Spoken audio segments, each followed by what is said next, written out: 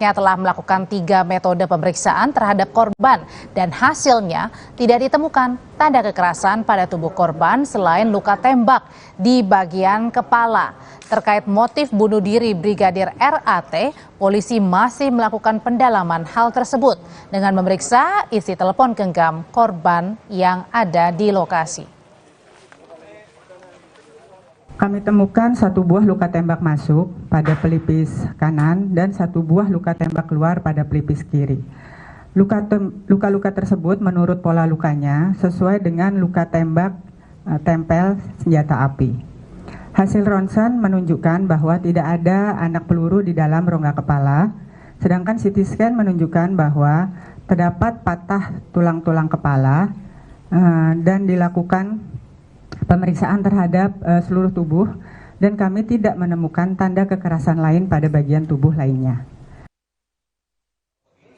Sementara Kabid Humas Polda Sulawesi Utara membantah Kapolresta Manado menerima uang dari pengusaha batubara, orang yang mendapat pengawalan Brigadir RAT yang ditemukan bunuh diri di dalam mobil di Mampang, Perapatan, Jakarta Selatan. Brigadir RAT telah bekerja sebagai sopir dan ajudan seorang pengusaha di Jakarta sejak akhir 2021.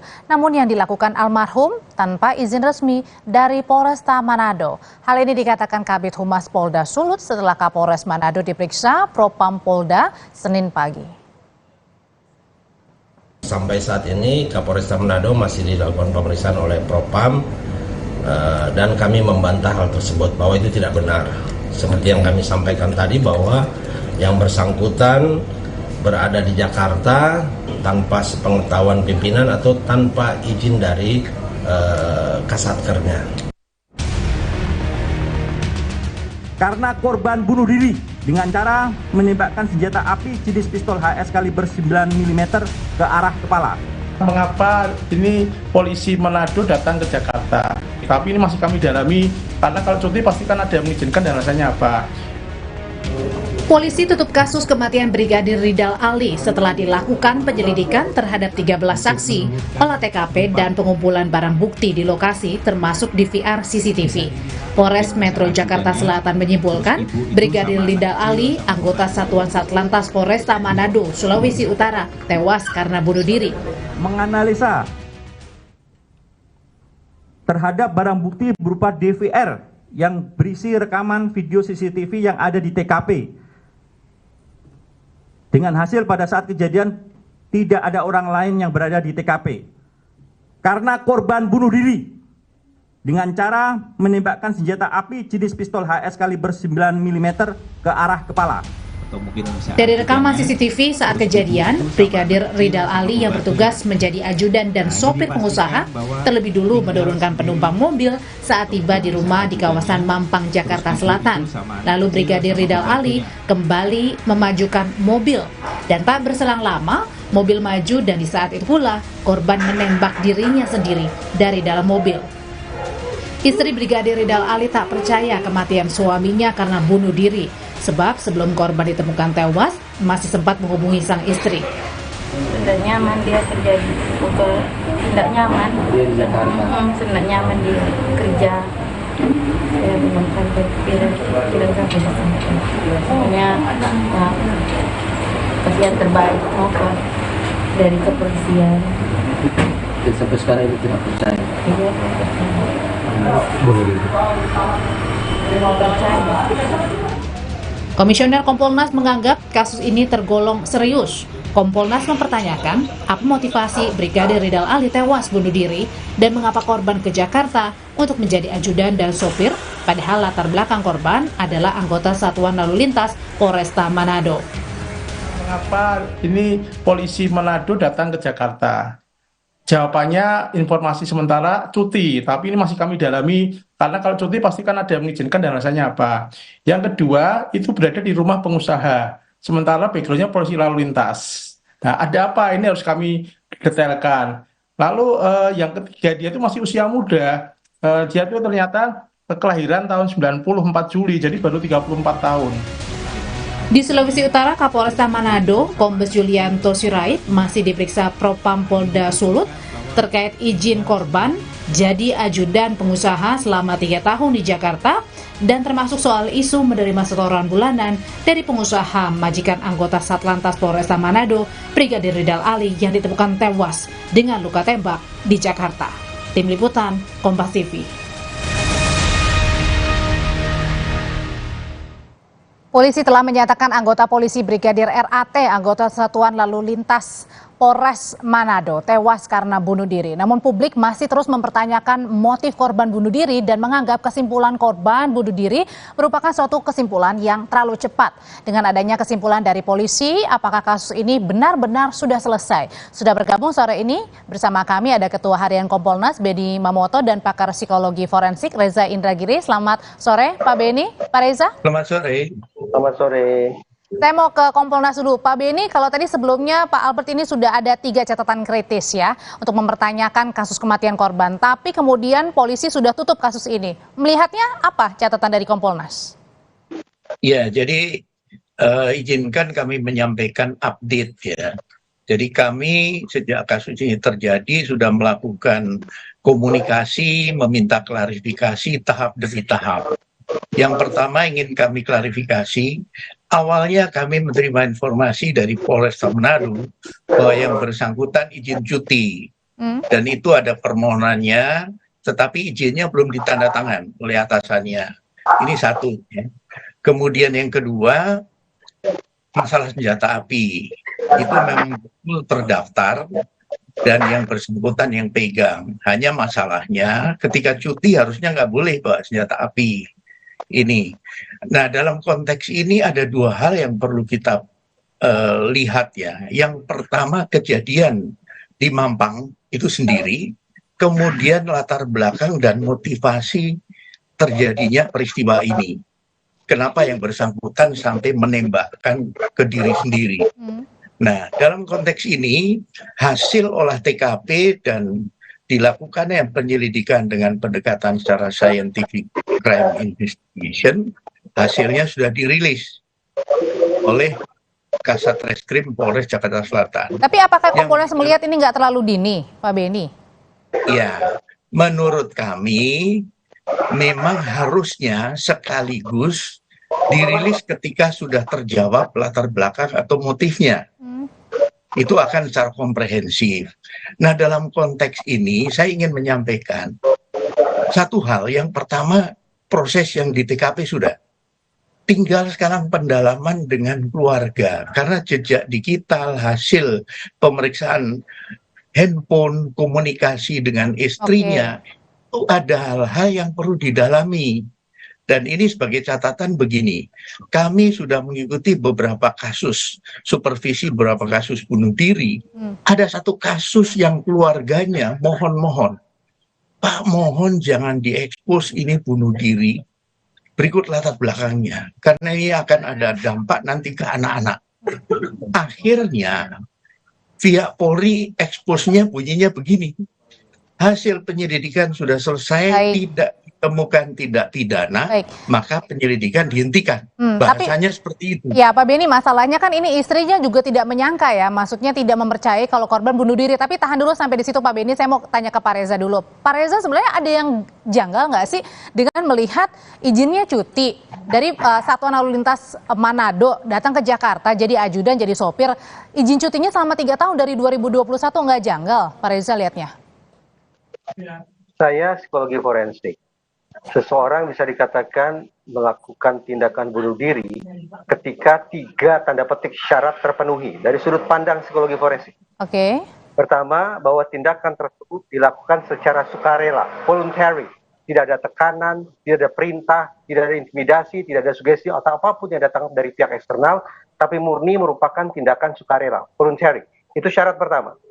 Syarat yang kedua, adanya intent atau niatan dari yang bersangkutan untuk menghabisi dirinya sendiri. Tidak ada niatan yang lain, tapi niatan untuk menghabisi dirinya sendiri. Dan yang ketiga, yang bersangkutan dianggap memiliki pemahaman yang cukup untuk melakukan sebuah tindakan yang berakibat pada terrealisasinya intent atau niat tersebut. Nah, sepanjang dari yang saya simak di pemberitaan media massa, tampaknya disiplin psikologi forensik tidak diikutsertakan dalam kerja saintifik guna mengungkap kasus yang satu ini. Karena disiplin psikologi forensik tidak dilibatkan, maka praktis kadar sukarela, intent atau niat, dan derajat pemahaman pada diri Brigadir RAT itu praktis tidak terbaca. Karena tidak terbaca, maka saya harus konsekuen mengatakan bahwa dari sudut pandang psikologi forensik belum terjawab apakah ini merupakan kematian yang diakibatkan oleh tindakan yang bersangkutan menghabisi dirinya sendiri atau disebabkan oleh penyebab yang lain. Jadi seharusnya ini jangan ditutup dulu gitu Pak Reza ya kasusnya ya?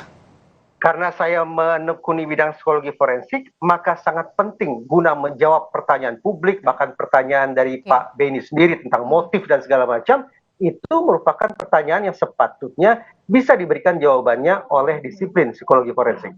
Tapi Pak Reza, kan pertanyaan lainnya juga adalah keluarga ini katanya menolak untuk melakukan otopsi ya. Tapi satu sisi sang istri juga meragukan begitu kalau suaminya ini menghabisi nyawanya sendiri. Nah kalau ini seharusnya jalan apa yang harus dilakukan? Karena kan polisi juga sudah tutup nih kasusnya. Saya membayangkan bahwa kebanyakan masyarakat awam, bahkan mungkin keluarga Brigadir RAT menganggap otopsi adalah sebatas otopsi yang dilakukan oleh kedokteran forensik. Tetapi sesungguhnya psikologi forensik juga punya metode otopsi, yaitu otopsi psikologi. Otopsi psikologi ini tidak dilakukan dengan cara melakukan misalnya bedah atau perlakuan tertentu terhadap fisik Brigadir RAT, tidak. Tapi mencoba melakukan pengecekan terhadap dokumen atau riwayat kesehatan, mencoba mengecek riwayat komunikasi, mencoba mengecek pengetahuan atau informasi dari orang sekitar yang bersangkutan, untuk pada akhirnya sampai pada sebuah simpulan apakah yang bersangkutan ini meninggal akibat, sekali lagi menghabisi dirinya sendiri, ataukah disebabkan oleh pihak lain, ataukah oleh kecelakaan. Oke, kalau gitu Pak Beni, sebenarnya kalau dilihat dari posisi korban yang jadi sopir pengusaha katanya tidak minta izin sejak 2021 datang, ada juga dugaan Kapolres Manado katanya menerima uang juga dari pengusaha. Kalau gitu gimana Kompolnas ini melihat dari dugaan-dugaan ini? Betul, jadi kami ingin mengupdate. Semula kami dapat informasi bahwa yang bersangkutan cuti, tapi ternyata setelah didalami, dilakukan pemeriksaan oleh Irwasda, ternyata tidak seperti itu.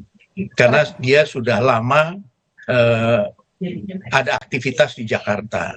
Dan sesungguhnya ini dengan mudah di cross-check dari absensi yang ada. Tapi kok bisa selama itu Pak Beni 3 tahun dibiarkan tidak tanpa izin, nggak ditanya sama atasannya kemana? Bukan tidak ditanya, justru disinilah potensi keterlibatan atasan. Tentunya tanpa seizin atasan, sepengetahuan atasan. Hal ini tidak akan terjadi. Tidak masuk 2-3 hari saja sudah dicari. Ini sekian lama. Nah ternyata kan ada relasi. Relasi inilah yang sedang didalami oleh pihak Irwasda, relasi antara atasan langsung yang bersangkutan dengan Kapolres, kemudian dengan pengusaha ini, kemudian Kasat Lantas, kemudian Polwan yang dulu menjadi atasan dia. Karena almarhum ini pernah menjadi pengemudinya. Dan dialah yang menurut informasi istrinya kan yang mengajak ke Jakarta. Jadi ini sedang didalami, pemeriksaan sedang berjalan, tentunya nanti bila terjadi pelanggaran disiplin, akan ada sanksi tersendiri. Ini sedang berproses. Kalau, jadi, gimana Pak Beni? Ya, jadi ini sekali lagi tadi masukan dari Pak Reza, itu benar sekali dan menurut kami satu langkah yang diperlukan adalah mendengar dari sang istri untuk cross-check komunikasi. Kasat Reskrim menyimpulkan itu karena membaca komunikasi itu. Itu akan terjawab semua di situ. Seperti itu. Oke, kalau gitu Pak Reza, kalau melihatnya dari sisi psikologi forensiknya, 3 tahun tadi kan datang ke Manado, datang ke Jakarta, kemudian diduganya bunuh diri. Biasanya motif-motif apa yang melakukan hal itu? Karena kan Brigadir RAT juga masih muda, 30-an tahun ini. By default, pekerjaan sebagai polisi harus kita pahami sebagai pekerjaan yang luar biasa berat. Itu sebabnya ketika dilakukan penelitian, memang suicide rate kasus bunuh diri di kalangan personil polisi memang lebih tinggi daripada di masyarakat sipil. Atas dasar itu memang kita punya kekhawatiran yang sangat mendasar bahwa ada beban kerja yang sangat berat. Apakah beban itu datang dari kantor secara resmi, apakah beban itu datang dari masyarakat, dari keluarga, dari pekerjaan-pekerjaan ekstra organisasi, dari relasi yang tidak sehat baik antar individu maupun antar institusi. Nah, itu yang semestinya harus dicari tahu. Baik. Nah, pada akhirnya kita sampai pada sebuah simpulan, faktor apa gerangan yang anggaplah paling berkontribusi, serta faktor-faktor sampingan apa yang turut mempengaruhi yang bersangkutan mengambil misalnya keputusan yang salah untuk menghabisi dirinya sendiri. Masih menjadi teka-teki motif apa yang melatar belakangi Brigadir RAT tewas bunuh diri. Terima kasih Pak Reza Indragiri, terima kasih Pak Beni telah berbagi informasi di Kompas Petang. Sehat selalu. Tetaplah di Kompas Petang, Saudara. Pelatih Sintayong tetap optimistis timnas U23 lolos Olimpiade, dan usai anak asuhnya kalah dari tim Serigala Putih di semifinal Piala Asia.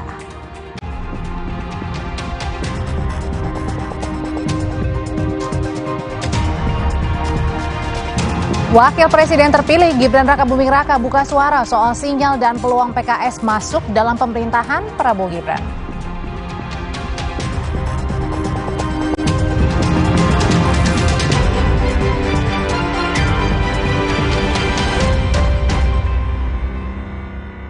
hitam premium harun jimat daman minum. Belum sarapan? Belum dong. Berani ngopi? Berani dong. Luwak Hitam Premium lebih nyaman diminum karena dibuat dengan metode slow roasting, menciptakan kopi premium dengan pH level yang lebih netral. Luwak Hitam Premium harun jimat daman diminum. Meskipun belum makan, perut tetap nyaman. Luwak Hitam Premium bukan kopi biasa. Harum nikmat, nyaman diminum. Ayo, tukang sepak bola Indonesia. Aqua percaya akan keajaiban alam. Maka, kami tidak menggunakan galon sekali pakai. Galon kami disanitasi dengan seksama sebelum diisi ulang. Aqua 100% murni. Ayam, nggak usah takut, kan ada Agoda. Agoda. Bisa liburan murah di banyak hotel. Wah, diskonnya sampai 60%. Cuma di Agoda, booking sekarang. Di tanganmu, botol plastik bekas bisa jadi baru lagi. Seperti tas, baju, hingga sepatu ini.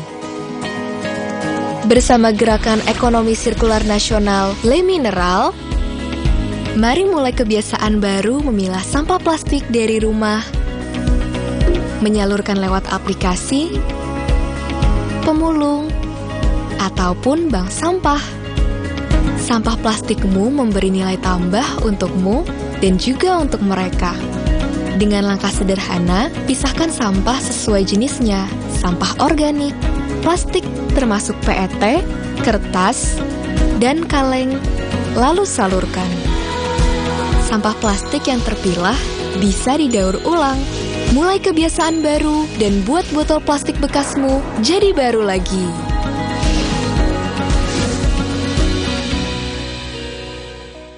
Hidup jadi nggak penuh beban lagi karena dia.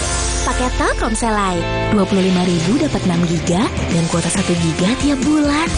Telkomsel Lite, di bawah relax aja. Aqua percaya akan keajaiban alam.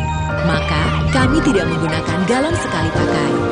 Galon kami disanitasi dengan seksama sebelum diisi ulang. Aqua 100% murni. Ayam, nggak usah takut, kan ada Agoda. Agoda. Bisa liburan murah di banyak hotel. Wah, diskonnya sampai 60%. Cuma di Agoda, booking sekarang. 14? 15?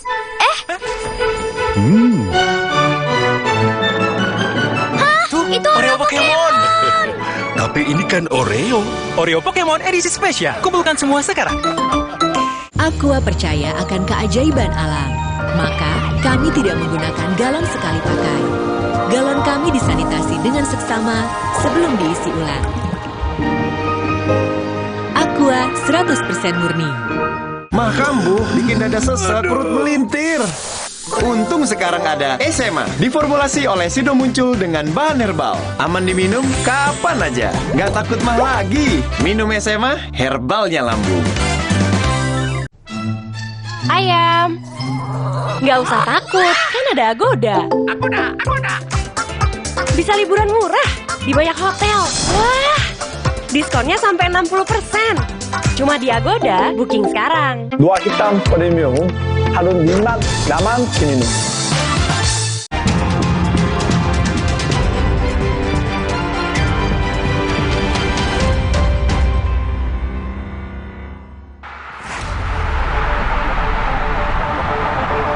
U23 harus mengakui keunggulan Uzbekistan 0-2 dan pupus menuju final Piala Asia U23. Namun jalan merebut tempat di Olimpiade Paris 2024 belum terhenti. Dalam laga yang digelar di Abdullah bin Khalifa, Doha, Qatar, Indonesia sebenarnya sempat mencetak gol melalui gol Muhammad Ferrari pada menit ke-61. Namun dianulir wasit akibat offside. Kemudian menit ke-67, Uzbekistan yang terus menekan akhirnya membobol gawang Hernando Ari melalui Hussein Norchaev. Di saat tertinggal, Indonesia justru harus kehilangan Rizky Ridho yang diganjar kartu merah usai melakukan pelanggaran terhadap Jasurbek Jalolitdinov. Uzbekistan pun semakin menjauh akibat gol bunuh diri Pratama Arhan pada menit ke-86. Akhirnya Serigala Putih pun menekuk Garuda Muda 2-0 dan memastikan tempat ke final untuk menantang Jepang yang menang 2-0 dari Irak.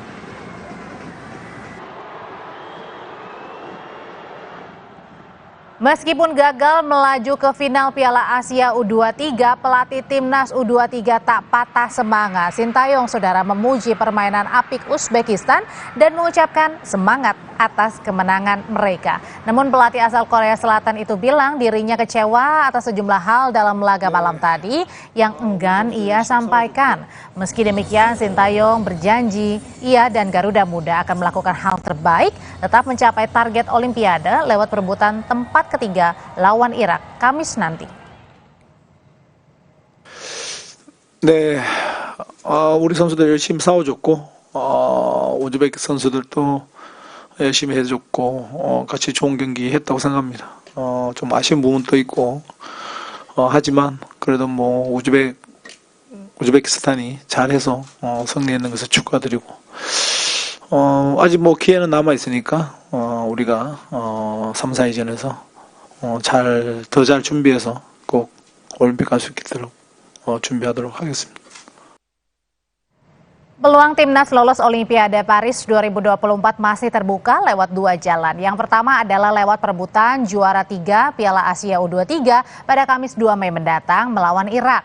Jika menang, Indonesia lolos dan masuk grup B sepak bola pria Olimpiade. Tapi jika kalah, Indonesia harus mengikuti babak playoff melawan Guinea pada 9 Mei nanti. Jika menang, Indonesia lolos dan masuk grup A sepak bola pria Olimpiade. Di laga lain semifinal malam tadi, Jepang berhasil menembus final Piala Asia U23 setelah mengalahkan Irak dengan skor 2-0. Atas hasil itu Jepang akan berhadapan dengan Uzbekistan di final.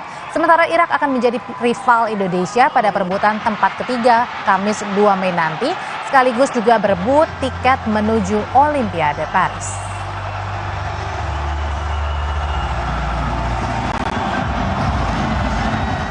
Jika menang dalam perebutan juara 3 Piala Asia U23 Indonesia dan masuk grup B cabur sepak bola Olimpiade, Garuda Muda akan berhadapan dengan Argentina, Maroko, dan Ukraina. Sementara jika lolos via playoff dan masuk grup A cabur sepak bola Olimpiade, Indonesia nantinya akan berhadapan dengan Perancis, Amerika Serikat, dan Selandia Baru. Nah, yang membuat panas di laga semifinal Indonesia kontra Uzbekistan malam tadi ini adalah sejumlah keputusan wasit asal Tiongkok, Shin Yihao, antara lain adalah hadiah tendangan bebas untuk Witan Sulaiman pada menit ke-27 setelah pemain bek Uzbekistan, Abdulkadir Kusanov melakukan pelanggaran, dibatalkan wasit setelah mengecek VAR.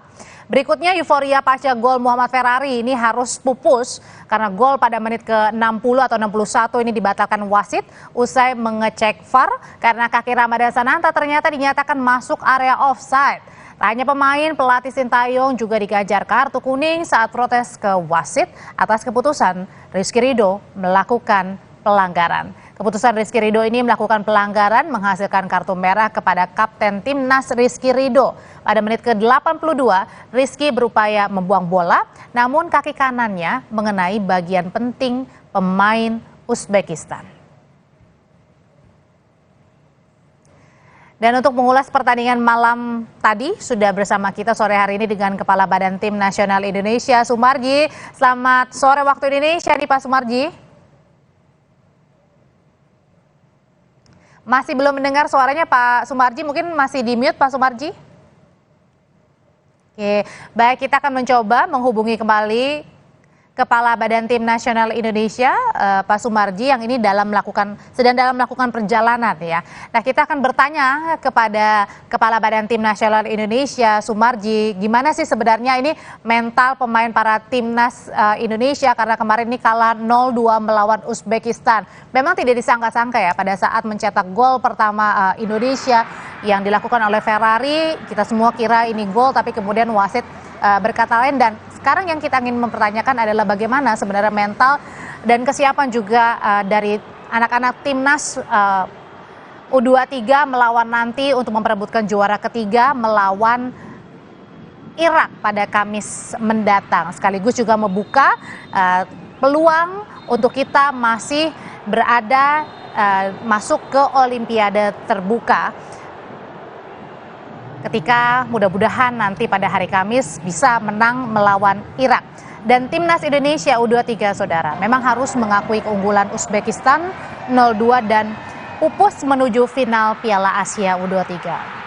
Tapi jalan merebut tempat di Olimpiade Paris 2024 pun belum berhenti karena dalam laga yang digelar di Abdullah bin Khalifa Doha, Qatar pada Kamis nanti Indonesia akan kembali berhadapan dengan Irak untuk memperebutkan posisi juara 3 dan kemungkinan untuk merebut tempat di Olimpiade Paris 2024. Mudah-mudahan sambungan teleponnya bagus Pak Sumarji, mudah-mudahan bagus ya suaranya. Sore Pak Sumarji waktu Indonesia. Iya, selamat siang waktu Qatar. Pak Sumarji, ini saya pengen tahu dulu nih yang pertama, gimana sih mentalnya pemain timnas usai dikalahkan Uzbekistan 2-0? Ya, kalau kondisi memang kemarin selesai pertandingan, ketika di ruang ganti anak-anak memang cukup drop ya. Tetapi setelah diberikan motivasi, ketua umum juga memberikan motivasi, kita semua juga memberikan motivasi, kembali ke hotel juga kita berikan motivasi sampai dengan tadi pagi. Masing-masing para pemain hari ini menunjukkan grafik yang cukup baik, kembali kepada performa, terutama berkaitan dengan kondisi psikologis para pemain. Dikarenakan satu, dari kondisi para pemain yang ada, kondisinya saat sekarang ini boleh dikatakan cukup baik ya. Beberapa pertandingan jeda waktunya cukup pendek-pendek, ada perkembangan yang cukup sangat bagus, signifikan berkaitan dengan cedera dan lain sebagainya. Kalau kemarin ada sedikit cedera, tetapi kondisi itu alhamdulillah tadi siang kita lihat perkembangannya anak-anak sudah sangat cukup menggembirakan. Ini kan kemarin nampaknya kelihatan banget ya raut muka dari pelatih Sintayong ini nampaknya sangat kecewa sekali. Katanya juga ada beberapa sebenarnya yang perlu dievaluasi. Sebenarnya apa sih yang dikatakan pelatih kepada para pemain? Ya. Pak Sumarji, silakan. Oke, masih terputus lagi memang karena Pak Sumarji sedang melakukan perjalanan, tapi tadi memang pada saat bertanya di pertanyaan pertama, gimana sebenarnya mental anak-anak timnas U23 usai dikalahkan Uzbekistan, ini memang oke, sudah baik komunikasinya. Saya coba lagi Pak Sumarji, mudah-mudahan ini oke. Pak Sumarji, sebenarnya jadi apa yang kemarin dikatakan pelatih Sintayong nih kepada para pemain? Ya, jadi yang pertama tadi, yang kedua tadi sesuai dengan apa yang ditanyakan tadi. Kalau melihat memang dengan kondisi para pemain kemarin itu boleh dikatakan tidak kurang maksimal, dikarenakan dan kita juga harus tahu bahwa lawan yang dihadapi itu kan Uzbekistan itu kan boleh dikatakan secara person to personnya itu kan sangat bagus ya kualitasnya, sehingga kan tentu itu kan juga berpengaruh terhadap para pemain yang ada di kita kan. Dengan kondisi seperti itu tentu kan segala hal yang berkaitan dengan antisipasi peluang dan kesempatan itu kan sudah diberikan kepada para pemain. Tentu kalau melihat pertandingan kemarin kan kita bisa melihat bahwa kualitas para pemain yang ada yang di Uzbekistan kan memang cukup bagus gitu ya. Oke. Tapi jadi itulah mungkin sementara ya yang bisa saya sampaikan. Oke, meskipun kita nggak boleh kecewa lama-lama ya Pak Sumarji ya, atau nangis lama-lama begitu, karena kan nanti Kamis Indonesia harus berhadapan dengan Irak untuk menentukan apakah kita masuk ke Olimpiade terbuka atau enggak dan juara ketiga atau enggak. Ini gimana kalau gitu untuk mengembalikan lagi semangatnya anak-anak? Ya, jadi kaitannya dengan soal psikologis ya, kondisi mental para pemain memang kemarin kan setelah selesai main di ruang ganti kondisinya kan memang drop. Itu hal yang biasa lumrah di tim mana saja pasti kondisi seperti itu. Tapi yang patut membanggakan buat kita semua, kondisi para pemain sampai dengan siang ini tadi itu cukup bagus, dan yang cukup menggembirakan juga gerak cepatnya tim yang ada di kita, khususnya tim terapi, dokter dan semuanya yang bergabung di dalam tim itu sangat cepat nangani bagaimana kondisi para pemain yang ada. Dikarenakan kan kita tahu kemarin itu benar-benar sangat keras ya, sangat keras pertandingan, sehingga itu membutuhkan kerja keras dari semuanya untuk kembali membangkitkan semangat, kembali membangkitkan mental dan psikologis para pemain. Terlebih sekali adalah kaitannya dengan soal kebugaran. Karena kan situasi yang mepet-mepet seperti ini, itu nomor satu itu mental, kedua kebugaran. Seperti itu. Oke, dan kita tunggu nanti kabar baiknya pada saat melawan Irak pada Kamis nanti. Terima kasih Pak Sumarji sudah berbagi di Kompas Petang, saya selalu. Tetap di Kompas Petang, Saudara Wakil Presiden terpilih Gibran Rakabuming Raka buka suara soal sinyal dan peluang PKS masuk dalam pemerintahan Prabowo Gibran.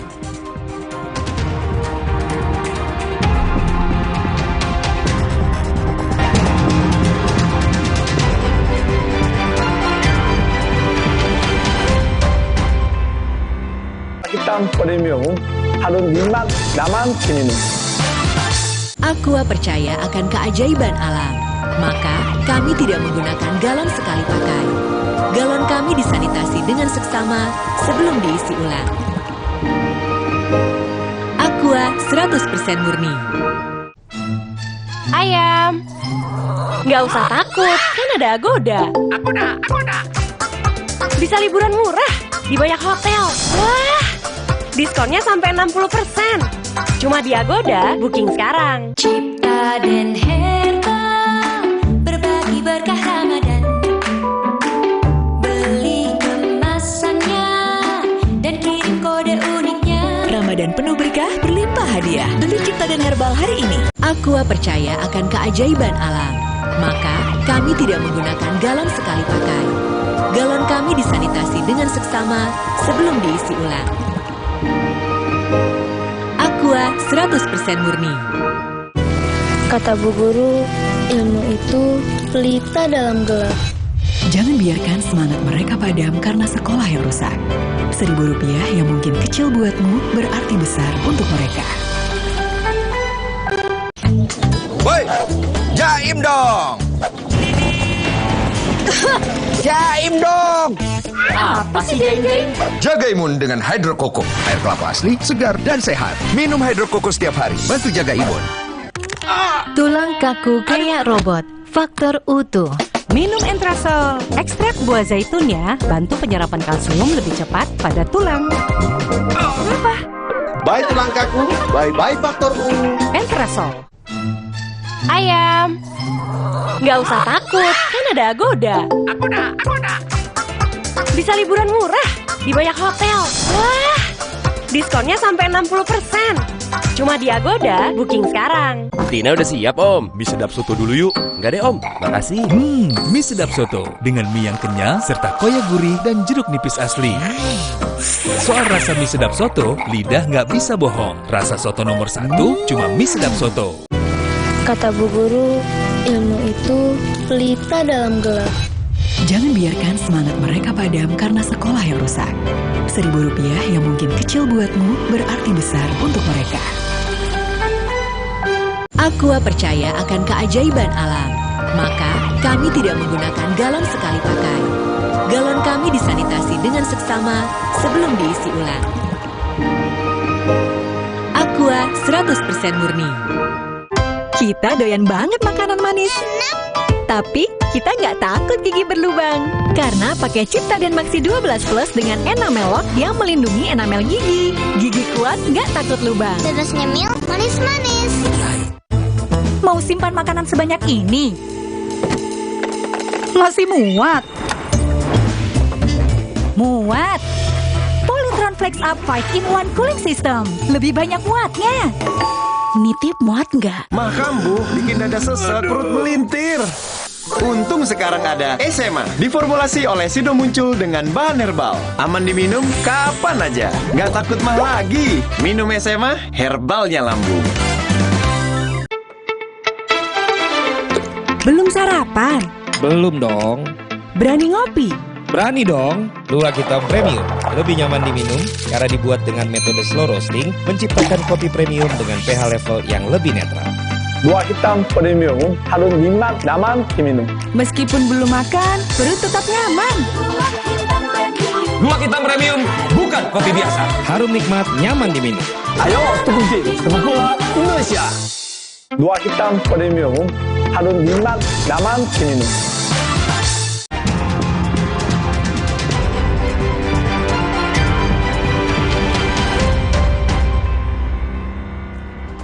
Saudara Presiden PKS Ahmad Syahiku merespons penolakan Partai Gelora mengenai peluang PKS bergabung ke dalam koalisi Prabowo Gibran.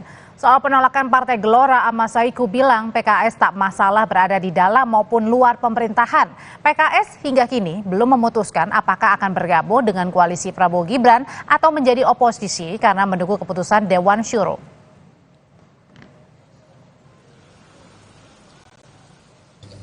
Bagi kami nggak masalah, mau di luar, di dalam, kami punya pengalaman tersendiri ya. Tetapi kebijakan untuk mengambil apakah itu di luar atau di dalam, koalisi atau oposisi, sekali lagi ini dalam ranah Majelis Syuro atau Badan Pekerja Majelis Syuro. Saya sebagai Presiden PKS akan melaksanakan apapun kebijakan yang akan diambil oleh Majelis Syuro. Tapi dari Pak Prabowo sendiri sebenarnya ada tawaran atau pendekatan ke PKS nggak sih Pak untuk mengajak masuk? Ya ada komunikasi-komunikasi dengan Partai Gerindra, dengan Pak Prabowo ya. Ya mudah-mudahan nantilah pada akhirnya akan ada hal-hal yang mungkin akan diumumkan juga.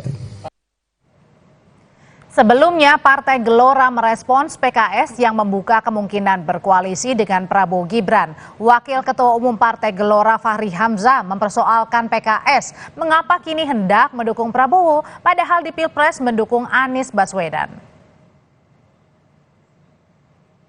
Menurut saya persoalan teman-teman PKS adalah persoalan dengan dirinya sendiri, yaitu tentang ketiadaan pikiran dan gagasan sehingga melompat saja kepada gagasan lain yang sederhananya adalah kekuasaan eksekutif harus dibagi dan seolah-olah kekuasaan eksekutif itu adalah sumber daripada kemakmuran, pendapatan, ya. Sumber daya bagi partai, bisnis, perizinan dan sebagainya. Saya kira hal ini harus kita stop karena kita ingin menegakkan presidensialisme yang dipimpin oleh seorang presiden yang dipilih oleh rakyat. Wakil Presiden terpilih Gibran Rakabuming Raka belum mau buka suara mengenai susunan kabinet pemerintahan Prabowo mendatang, termasuk berapa komposisi antara kader partai dan juga kalangan profesional. Dan soal peluang PKS bergabung ke dalam pemerintahan Prabowo, Gibran hanya tersenyum dan bilang Prabowo yang akan menjawabnya. Nanti ditunggu aja untuk susunan komposisinya, ditunggu aja ya. Mas, untuk penegasan PKS apa tetap jadi bergabung ke koalisi pemerintahan, Mas? Itu nanti yang menjawab Pak Presiden terpilih saja. Siap, makasih.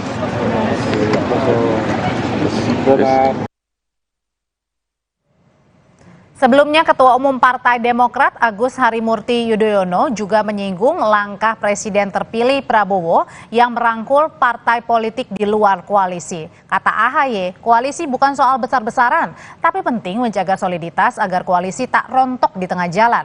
Pernyataan AHY ini muncul sehari sebelum Ketua Umum Nasdem Surya Paloh menemui Prabowo di kediamannya di Jalan Kartanegara, Jakarta Selatan. Semangatnya adalah bagus kalau memang semakin kuat koalisi itu, tetapi terus dipertimbangkan faktor-faktor lainnya, bahwa sekali lagi bukan hanya besar-besaran koalisi tetapi juga solid, kompak, setia, dalam arti juga tidak di tengah jalan kemudian masing-masing begitu. Karena dalam perjalanannya kita juga tahu awalnya kompak kemudian di tengah jalan bisa rontok satu persatu. Nah, inilah sebetulnya yang kita butuhkan, stabilitas koalisi. Jadi bukan hanya di awal, bukan hanya di tengah, tapi juga sampai dengan akhir.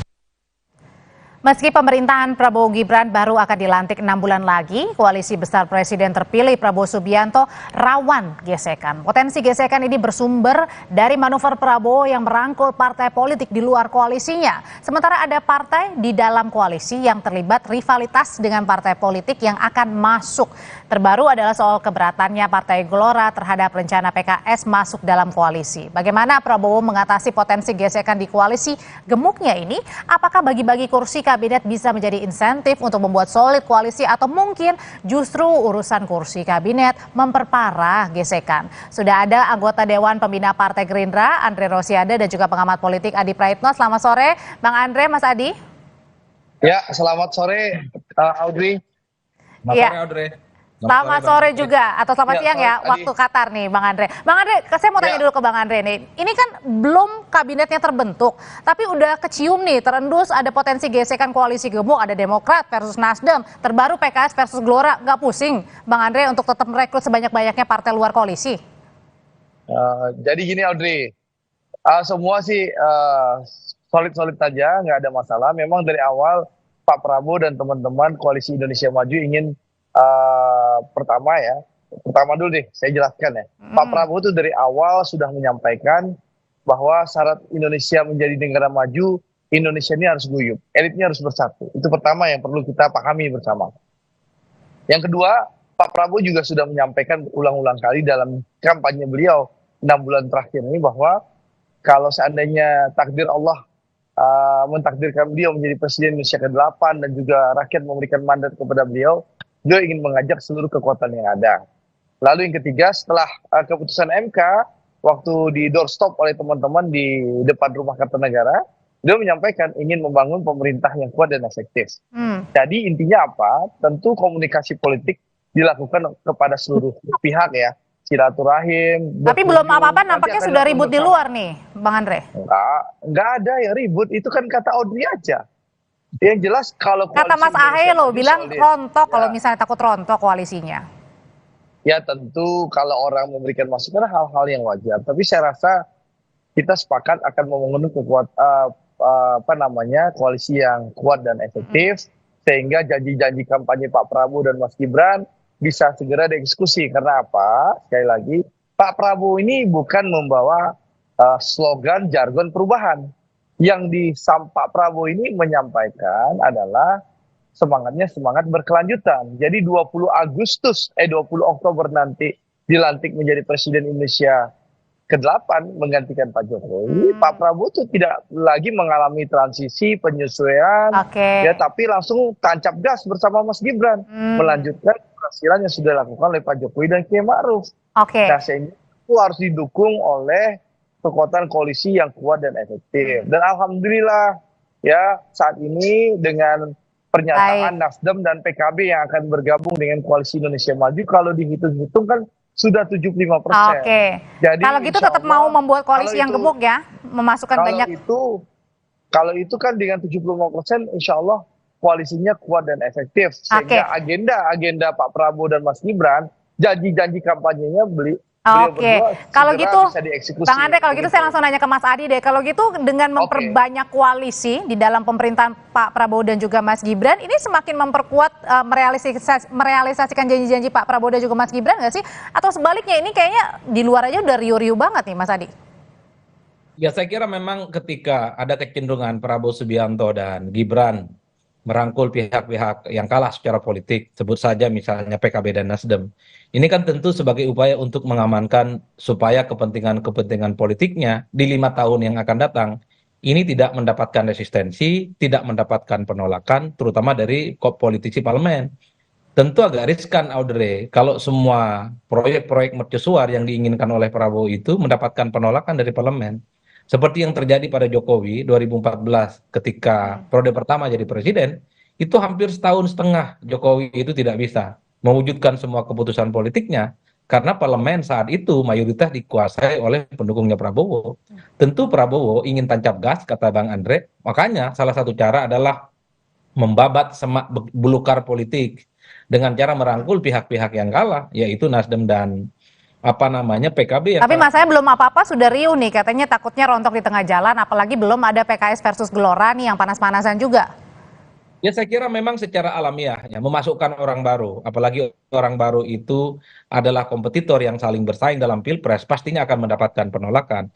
Jadi pernyataan Gelora yang menolak PKS misalnya, itu adalah sebagai salah satu perang terbuka, bahwa bagi Gelora sebagai pendukung utama Prabowo, haram hukumnya bagi PKS.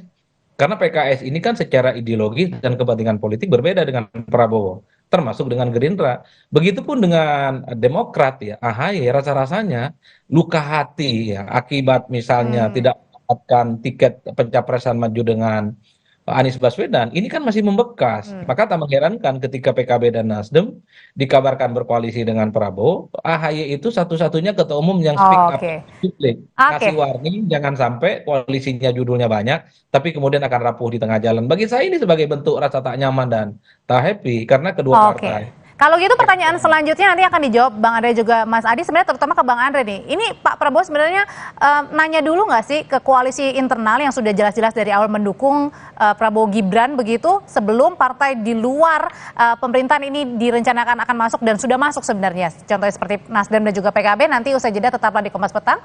Nanti Bang Andre dan juga Mas Adi menjawabnya.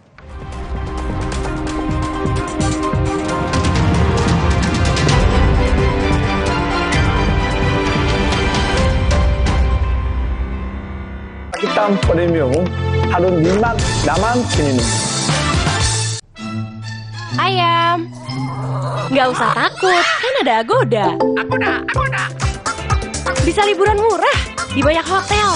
Wah, diskonnya sampai 60%. Cuma di Agoda, booking sekarang. Belum sarapan?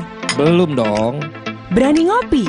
Berani dong. Luwak Hitam Premium lebih nyaman diminum karena dibuat dengan metode slow roasting, menciptakan kopi premium dengan pH level yang lebih netral. Luwak Hitam Premium harus jimat daman minum. Meskipun belum makan, perut tetap nyaman. Luwak Hitam Premium bukan kopi biasa. Harum nikmat, nyaman diminum. Ayo, tukuki sepak bola Indonesia. Cipta dan Herbal berbagi berkah Ramadan. Beli kemasannya dan kirim kode uniknya. Ramadan penuh berkah, berlimpah hadiah. Beli Cipta dan Herbal hari ini. Galon Le Mineral 100% bebas BPA. Aman untuk anak dan keluarga. Ciri galon bebas BPA, bening transparan, ditandai kode segitiga nomor 1. Galon Le Mineral, untuk sehatnya keluarga. 14? 15? Hah? Itu Oreo Pokemon. Tapi ini kan Oreo. Oreo Pokemon edisi spesial. Kumpulkan semua sekarang. Aqua percaya akan keajaiban alam. Maka kami tidak menggunakan galon sekali pakai. galon kami disanitasi dengan seksama sebelum diisi ulang. Aqua 100% murni. Hidup jadi nggak penuh beban lagi karena dia. Pakai Telkomsel Lite, 25.000 dapat 6 GB dan kuota 1 GB tiap bulan. Telkomsel Lite, dibawa relax aja. Aqua percaya akan keajaiban alam, maka kami tidak menggunakan galon sekali pakai. Galon kami disanitasi dengan seksama sebelum diisi ulang. Aqua 100% murni. Ayam, nggak usah takut, kan ada Agoda. Agoda. Bisa liburan murah di banyak hotel. Wah, diskonnya sampai 60%. Cuma di Agoda, booking sekarang. Kita doyan banget makanan manis. Tapi kita nggak takut gigi berlubang. Karena pakai Cipta dan Maxi 12 Plus dengan enamel lock yang melindungi enamel gigi. Gigi kuat nggak takut lubang. Terus nyemil manis-manis. Aqua percaya akan keajaiban alam, maka kami tidak menggunakan galon sekali pakai. Galon kami disanitasi dengan seksama sebelum diisi ulang. Aqua 100% murni. Mah kambuh bikin dada sesek, perut melintir.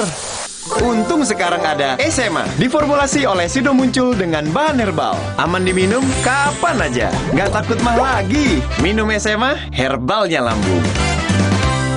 Hidup jadi nggak penuh beban lagi karena dia. Pakai Telkomsel Lite, 25.000 dapat 6 GB dan kuota 1 GB tiap bulan. Telkomsel Lite, dibawa relax aja. Dua hitam premium, harun nikmat, nyaman diminum.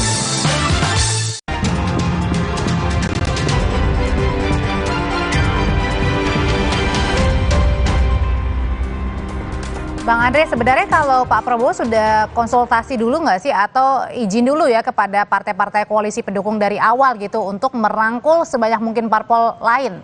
Contohnya yang terakhir ada Nasdem, PKB. Ya, jadi kan begini, kita kan sudah sepakat dari awal bahwa Pak Prabowo ingin membangun kekuatan yang kuat dan efektif. Jadi tentu komunikasi politik sudah dilakukan dengan teman-teman koalisi ya. Dan sekali lagi, tidak ada masalah sebenarnya Audrey ya, dan alhamdulillah dengan pernyataan bergabungnya Nasdem dan PKB kan harapan tadi disampaikan Adi kan jelas bahwa Pak Prabowo ingin bagaimana agenda-agenda beliau, janji kampanye beliau bisa dieksekusi, kan itu harapannya. Jadi saya rasa tidak ada masalah Audrey. Jadi menurut saya yang tidak ada masalah tidak usah dibahas itu loh. Karena tapi memang karena tadi kata Mas Adi bilang mungkin Mas AHY ini masih panas dengan waktu itu tidak jadi cawapres ya? Enggak ada, itu kan pernyataan Mas AHY mengingatkan koalisi itu harus solid ke depan. Jadi tidak ada yang perlu dipermasalahkan. Koalisi ini sangat solid ya. Kita ingin bekerja secara cepat dan efektif karena sekali lagi Pak Prabowo ingin seluruh janji kampanye termasuk makan siang dan minum susu gratis itu bisa segera dieksekusi. Gitu loh, dalam berapa bulan pemerintahan beliau, gitu loh. Jadi ini yang perlu dipahami oleh publik. Dan alhamdulillah memang komitmen Pak Prabowo sebagai tokoh pemersatu ingin merangkul seluruh kekuatan. Dan alhamdulillah itu direspon baik oleh PKB maupun Partai Nasdem yang sudah menyatakan dukungan terbuka untuk bergabung bersama dengan pemerintah. Jadi ini tentu disyukuri dan alhamdulillah, gitu loh. Sehingga harapan rakyat bahwa pemerintah Pak Prabowo dan Mas Gibran ini bisa bekerja langsung, memenuhi ekspektasi publik kan harus kita syukuri. Jadi tidak ada masalah, kenapa harus kita bahas? Kalau urusan yang lain, yang partai belum bergabung dengan pemerintah, ya urusan partai yang di luar pemerintah nantinya gitu loh. Kalau gitu Mas Adi, kalau mereka yang berantem ini antara Nasdem, misalnya PKB, sebenarnya bukan berantem sih, mungkin masih panas aja ya. Gak ada yang berantem. Iya, masih panas aja. Jangan hal yang tidak ada dibikin mengada-ngada, gitu loh. Ini kan pernyataan Mas AHY sekedar memberikan masukan yang baik gitu loh. Kita koalisi harus kuat, solid dan kompak. Itu kan hal yang wajar. Karena termasuk itu juga jangan dihubung-hubungkan dengan yang lain-lain. Orang pernyataan nggak ngapa-ngapain gitu loh. Mungkin gesekan kali ya Bang ya. Kalau gitu saya tanya ke Mas Adi. Nggak Kalau ada misalnya gesekan sama sekali. kalau misalnya koalisi besar ini jadi masuk semuanya begitu, termasuk yang ada saling gesek menggesek begitu ya. Apa jadinya nih Mas Adi? Masih di Audrey, secara prinsip ya, Pilpres itu adalah kompetisi untuk menunjukkan siapa yang menang dan siapa yang kalah. Saya cukup memahami suasana hati AHY dan suasana hati kawan-kawan Gelora. Mereka ingin menunjukkan bahwa jagoan mereka di Pilpres jagoan yang menang. Jadi bergabung dengan Prabowo itu adalah keistimewaan bagi Demokrat dan Gelora yang akan mereka tunjukkan. Kalau Demokrat kan ingin bilang ke Nasdem, ke PKS, termasuk kepada PKB, bahwa AHY itu tidak salah pilih. Oleh karena itu, kalau tiba-tiba Nasdem dan PKB bergabung, keistimewaan jadi menteri dan bergabung dengan pemenang, ini seakan-akan tak ada artinya. Termasuk Gelora, kan ingin buktikan kepada PKS bahwa pilihan dan dukungan politik Gelora mendukung Prabowo Subianto adalah pilihan yang rasional dan menang. Dan Gelora ingin menunjukkan bahwa Gelora akan bergabung dengan penguasa selama 5 tahun yang akan datang. Kalau tiba-tiba PKS bergabung, keistimewaan, kemewahan, dan dignity Gelora menjadi bagian dari Prabowo Subianto itu sama saja, karena PKS yang kalah pun, Nasdem yang kalah pun, PKB yang kalah pun juga bisa menikmati kekuasaan politik. Ini yang sepertinya saya lihat menimbulkan resistensi dan sikap politik yang menurut saya sebenarnya sebagai kalau bentuk penolakan. parpol last minute baru masuk nih, apakah nanti juga akan mempengaruhi untuk mengatasi gesekan dengan susunan proporsi kabinet? Pastinya akan mempengaruhi. Ini kan ibarat koalisi, kalau penuh sesak tentu tidak nyaman ya secara psikologi politik. Belum lagi misalnya ideologi dan kepentingan politik mereka per hari ini itu belum melebur satu sama yang lain. PKB itu masih menitipkan 8 agenda perubahan. Saya kira itu bukan sesuatu yang gampang. Saya masih ingat loh, Caimin itu adalah orang yang menolak berpindahnya IKN. Iya kan, infrastruktur juga sebagai proyek ugal-ugalan. Kalau tiba-tiba berkoalisi dan bergabung tanpa ada pertaubatan secara ideologi politik, tentu ini agak aneh. Oleh karena itu, sekalipun partai-partai yang kalah dalam pemilu ini ingin diajak berkoalisi, bergabung dengan Prabowo Subianto, mereka harus diminta untuk melakukan klarifikasi dan pertaubatan bahwa mereka tidak punya agenda apapun dan hanya akan mendukung semua agenda politik yang sudah dibuat oleh Prabowo dan Gibran. Oke, kalau Nasdem kan sudah kelihatan memang sudah masuk ya, akan kerjasama begitu kata Pak Surya bilang. Kemudian juga PKS nggak tahu nih akan masuk atau enggak. Tapi kalau keduanya masuk, nanti gimana komunikasinya? Atau jangan-jangan sudah berkomunikasi juga dengan Golkar, dengan PAN, Bang Andre? Oke, jadi saya rasa ini sekali lagi tidak ada gesekan, itu yang perlu saya tegaskan, tidak ada masalah, Audrey. Jadi tolong jangan dibangun narasi terus gesek menggesek gitu lah, karena memang tidak ada gesekan.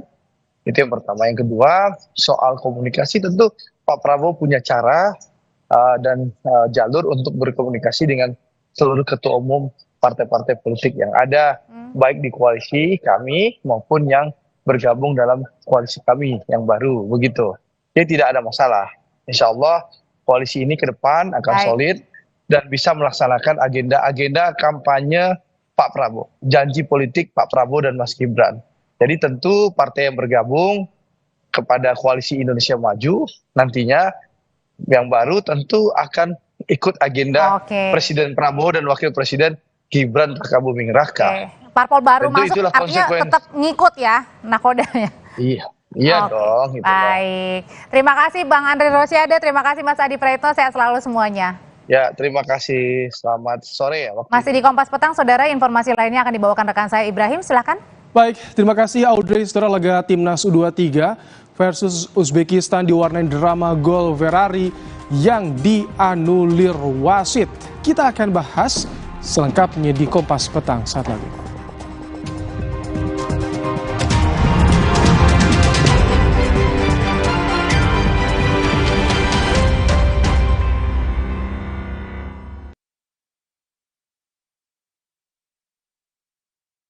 Aqua percaya akan keajaiban alam, maka kami tidak menggunakan galon sekali pakai.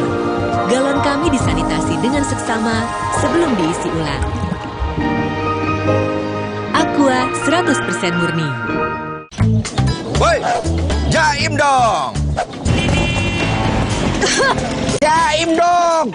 Apa sih jaim-jaim? Jaga imun dengan Hydro Koko. Air kelapa asli, segar, dan sehat. Minum Hydro Koko setiap hari. Bantu jaga imun. Tulang kaku kayak robot. Faktor utuh. Minum Entrasol. Ekstrak buah zaitunnya bantu penyerapan kalsium lebih cepat pada tulang. Apa? Bye tulang kaku, bye-bye faktor U. Entrasol. Dulu, kalau bangun tidur, badan tuh kayak berat banget. Dokter sih nyaranin minum air yang ada mineralnya. Cuma Le Mineral yang nyantumin kandungan mineral di labelnya. Le Mineral mengandung mineral esensial agar tubuh bekerja optimal. Dan aku bawa Le Mineral kemanapun itu. Le Mineral. Belum sarapan? Belum dong. Berani ngopi? Berani dong. Luwak Hitam Premium lebih nyaman diminum karena dibuat dengan metode slow roasting, menciptakan kopi premium dengan pH level yang lebih netral. Luwak Hitam Premium harus nikmat, nyaman diminum. Meskipun belum makan, perut tetap nyaman. Luwak Hitam Premium bukan kopi biasa. Harum nikmat, nyaman diminum. Ayo, teguhin sepak bola Indonesia. Aqua percaya akan keajaiban alam. Maka, kami tidak menggunakan galon sekali pakai. Galon kami disanitasi dengan seksama sebelum diisi ulang. Aqua 100% murni. Kata Bu Guru, ilmu itu pelita dalam gelap. Jangan biarkan semangat mereka padam karena sekolah yang rusak. Rp1.000 yang mungkin kecil buatmu berarti besar untuk mereka. Aqua percaya akan keajaiban alam. Maka, kami tidak menggunakan galon sekali pakai. Galon kami disanitasi dengan seksama sebelum diisi ulang. Aqua 100% murni. Saya, Budiman Tanurjo, menyambut Anda dalam sebuah forum berkualitas, mencermati Indonesia dengan bijak dari kacamata kebangsaan. Kita dapat menemukan banyak pemikiran konstruktif, kritis, dan taktis yang mampu menyelesaikan problem negeri ini. Satu meja The Forum live di Kompas TV. Di tanganmu, botol plastik bekas bisa jadi baru lagi. Seperti tas, baju, hingga sepatu ini. Bersama Gerakan Ekonomi Sirkular Nasional Le Mineral, mari mulai kebiasaan baru memilah sampah plastik dari rumah, menyalurkan lewat aplikasi, pemulung, ataupun bank sampah. Sampah plastikmu memberi nilai tambah untukmu dan juga untuk mereka. Dengan langkah sederhana, pisahkan sampah sesuai jenisnya, sampah organik, plastik termasuk PET, kertas, dan kaleng, lalu salurkan. Sampah plastik yang terpilah bisa didaur ulang. Mulai kebiasaan baru dan buat botol plastik bekasmu jadi baru lagi.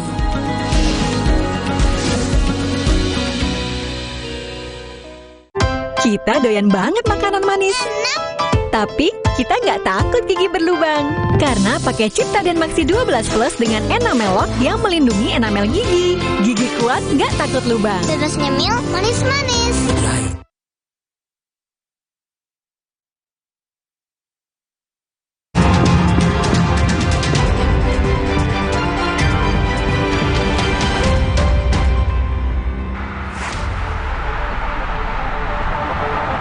Sudah dalam kekalahan Garuda Muda dari Uzbekistan, salah satu momen yang membuat sesak pemain dan supporter timnas adalah dianulirnya gol Muhammad Ferrari.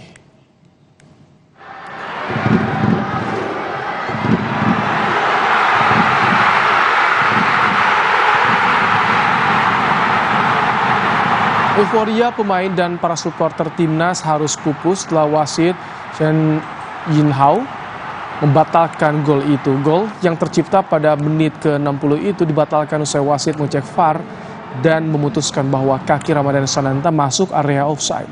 Padahal gol itu tercipta dari umpan apik Pratama Arhan yang disambut Ferrari.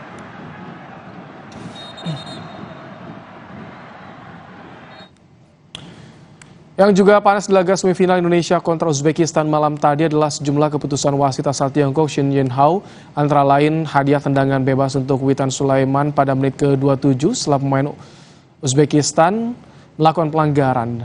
Dibatalkan wasit setelah mengecek VAR. Berikutnya ada euforia pasca gol Muhammad Ferrari yang harus pupus karena setelah dicek kaki Ramadan Sananta dinyatakan masuk area offside. Tak hanya pemain, pelatih Sintayong juga diganjar kartu kuning saat protes ke wasit atas keputusan Rizky Ridho melakukan pelanggaran. Keputusan Rizky Ridho melakukan pelanggaran itu menghasilkan kartu merah terhadap Rizky Ridho.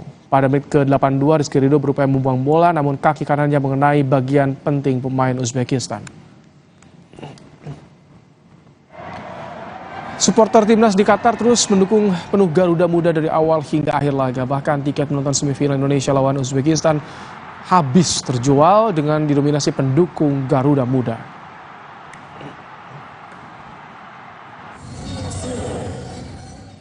Di Indonesia, supporter timnas memenuhi berbagai lokasi nonton bareng meskipun Indonesia harus mengakui keunggulan Uzbekistan.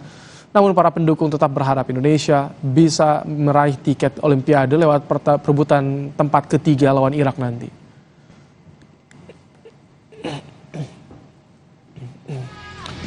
Pasca ditekuk Uzbekistan, Ketua Umum PSSI Erick Thohir memberi semangat bagi para pemain timnas U23. Erick meminta para pemain bangkit dan memberi performa terbaik untuk perebutan tempat ketiga meraih tiket menuju Olimpiade.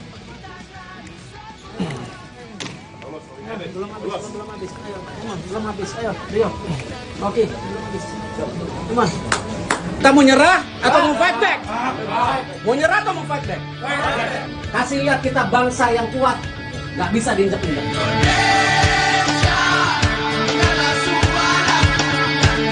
Ini ada game kedua, yang penting yang memastikan kita juga lolos Olimpiade.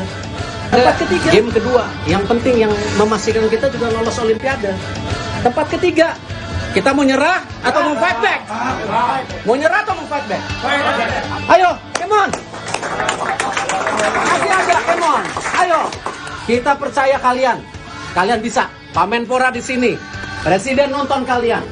Seluruh rakyat Indonesia nonton kalian. Kasih lihat kita bangsa yang kuat. Nggak bisa diinjak-injak. Jangan ngeluh, kita fight back. We're strong and we can fight back. Come on. Come on. Meskipun gagal melaju ke final, pelatih timnas U23 tak patah semangat.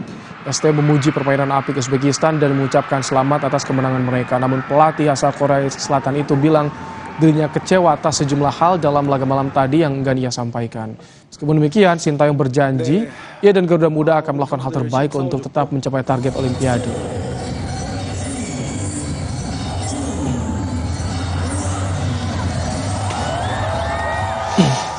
네, 우리 선수들 열심히 싸워줬고, 우즈베키 선수들도 열심히 해줬고, 같이 좋은 경기 했다고 생각합니다. 좀 아쉬운 부분도 있고, 하지만 그래도 뭐 우즈베키스탄이 잘해서 승리했는 것을 축하드리고, 아직 뭐 기회는 남아 있으니까 우리가 3, 4위전에서 더 잘 준비해서 꼭 올림픽 갈 수 있도록 준비하도록 하겠습니다. Untuk mengulas peluang Indonesia mengalahkan Irak di perebutan tempat ketiga Piala Asia U23 dan lolos ke Olimpiade Paris, lalu bagaimana juga dukungan supporter di Doha, Qatar, kita ulas bersama dengan pengamat sepak bola Wesley Huta Galung dan diaspora Indonesia di Doha, Qatar, Ali Murtado. Selamat petang, Bung Wesley. Selamat petang waktu Indonesia, Pak Ali. Selamat petang, Baik. Bung Ibrahim. Bung Wesley, bagaimana Anda melihat performa timnas U23 semalam? Bagaimana nanti kalau lawan Irak? Ya, dari performa yang kita puji-puji ya ketika menghadapi Yordania, menghadapi Korea Selatan, dan itu variasi permainan yang diperlihatkan Sintayong sangat berbeda dalam 4 pertandingan hingga perempat final. Kita berharap ada pembaruan dan perbedaan lagi yang diberikan oleh kubu Sintayong, karena yang dilawan ini Uzbek yang dari tahun 2018 itu sudah berjaya di kawasan Asia, mau usia 20 senior, pembibitan mereka serius sekali. Dan ketika kita melihat kemarin pemain kita dikunci, begitu cerdasnya para pemain Uzbekistan membuat pemain kita tidak bisa menemukan pola permainan yang pas untuk di pertandingan itu, ya kita harus kembali berbenah mencari situasi bahwa tim ini bukan hanya sekedar tim debutan, tim yang pertama kali membobol gawang Korea Selatan di turnamen, tapi tim yang mampu meraih tiket Olimpiade dengan menghadapi Irak. Ya. kita tunggulah kekecewaan selesai di sini aja Mas Ibrahim. Tinggal bangun lagi harapan, jangan kecewa terus-menerus. Oke, bicara soal kekecewaan di sini aja, kita akan tanya kepada Pak Ali. Pak Ali, bagaimana ketika kemarin langsung lihat di stadion kondisinya seperti itu? Bagaimana sih ketika ada euforia tapi pupus, Pak Ali? Iya, pastilah ya kalau ditanya kecewa atau tidak pasti banyak yang merasakan kecewa. Tapi seperti yang dilihat, mungkin tidak seluruhnya tampil di televisi ya semalam itu. Tapi yang terasa di stadion itu mereka teman-teman supporter juga tetap bernyanyi, tetap meneriakan nama Sintayong, meneriakan nama Hernando dan sebagainya.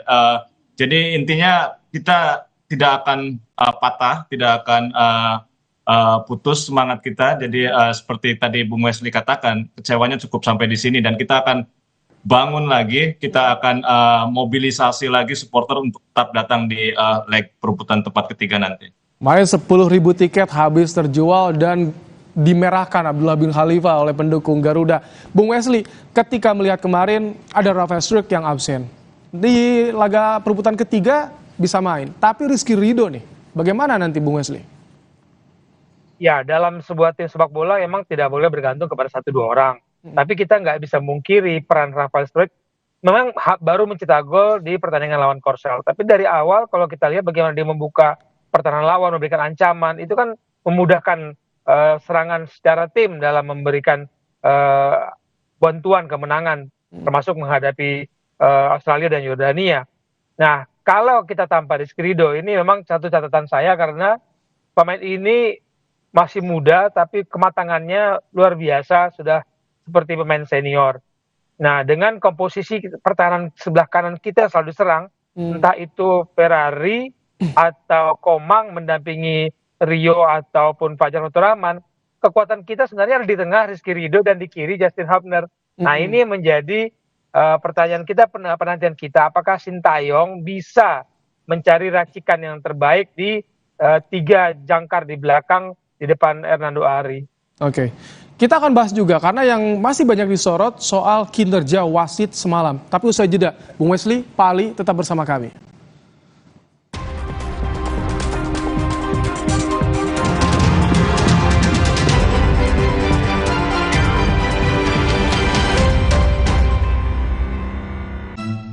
Ayam, nggak usah takut, kan ada Agoda. Agoda. Bisa liburan murah di banyak hotel.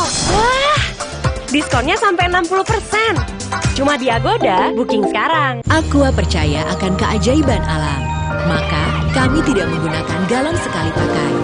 Galon kami disanitasi dengan seksama sebelum diisi ulang.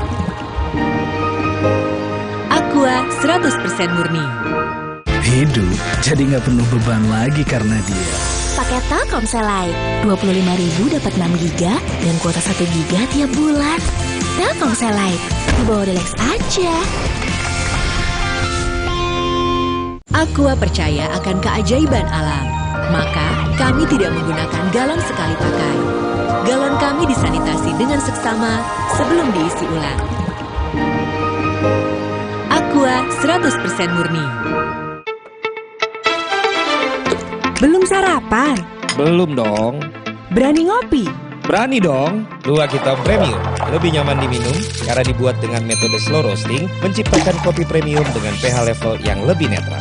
Luwak Hitam Premium harus nikmat, nyaman diminum. Meskipun belum makan, perut tetap nyaman. Luwak Hitam Premium bukan kopi biasa. Harum nikmat, nyaman diminum. Ayo, tegusin sepak bola Indonesia. Aqua percaya akan keajaiban alam. Maka, kami tidak menggunakan galon sekali pakai. Galon kami disanitasi dengan seksama sebelum diisi ulang. Aqua 100% murni. Hidup jadi nggak penuh beban lagi karena dia. Pakai Telkomsel Lite, 25.000 dapat 6 GB dan kuota 1 GB tiap bulan. Telkomsel Lite, dibawa relax aja. Aqua percaya akan keajaiban alam. Maka, kami tidak menggunakan galon sekali pakai. Galon kami disanitasi dengan seksama sebelum diisi ulang. Aqua 100% murni. Mau mengiklankan usaha kamu dengan harga terjangkau? Langsung aja ke pasangiklan.com. Pasang iklan segampang upload, bayar, tayang. Ada beragam paket yang bisa kamu pilih di pasangiklan.com. Mulai dari harga Rp50.000 sampai harga Rp1.000.000. Iklan kamu akan tayang di jaringan media milik Kompas Gramedia. Jadi, iklan kamu berpotensi dilihat oleh 270 juta pembaca. Di pasangiklan.com, kamu bisa memilih jenis iklan yang ingin ditayangkan. Kamu bisa memilih iklan untuk ditayangkan di website, Instagram, atau iklan baris di koran Kompas. Di pasangiklan.com, kamu nggak perlu khawatir, karena setelah iklan ditayangkan, kamu akan mendapatkan informasi mengenai perkembangan iklan berupa laporan performa untuk iklan digital dan Instagram, serta notifikasi penayangan untuk iklan baris di koran Kompas. Jadi, mau pasang iklan yang dilihat banyak orang dengan harga terjangkau? Segampang upload, bayar, lalu tayang? Tunggu apa lagi? Langsung aja ke pasangiklan.com. Ambeien, minum Ambeven. Sehari 3 kali 2 kapsul dari ekstrak alami membantu meringankan gejala Ambeien. Atasi Ambeien dengan Ambeven. Diproduksi oleh Medicon. Tina udah siap om. Mie sedap soto dulu yuk. Enggak deh om, makasih. Mie sedap soto dengan mie yang kenyal serta koya gurih dan jeruk nipis asli. Soal rasa mie sedap soto, lidah nggak bisa bohong. Rasa soto nomor 1 cuma mie sedap soto. Ayam. Nggak usah takut, kan ada Agoda. Agoda. Bisa liburan murah di banyak hotel. Wah, diskonnya sampai 60%. Cuma di Agoda, booking sekarang. Cipta dan Herbal berbagi berkah Ramadan. Beli kemasannya dan kirim kode uniknya. Ramadan penuh berkah, berlimpah hadiah. Beli Cipta dan Herbal hari ini.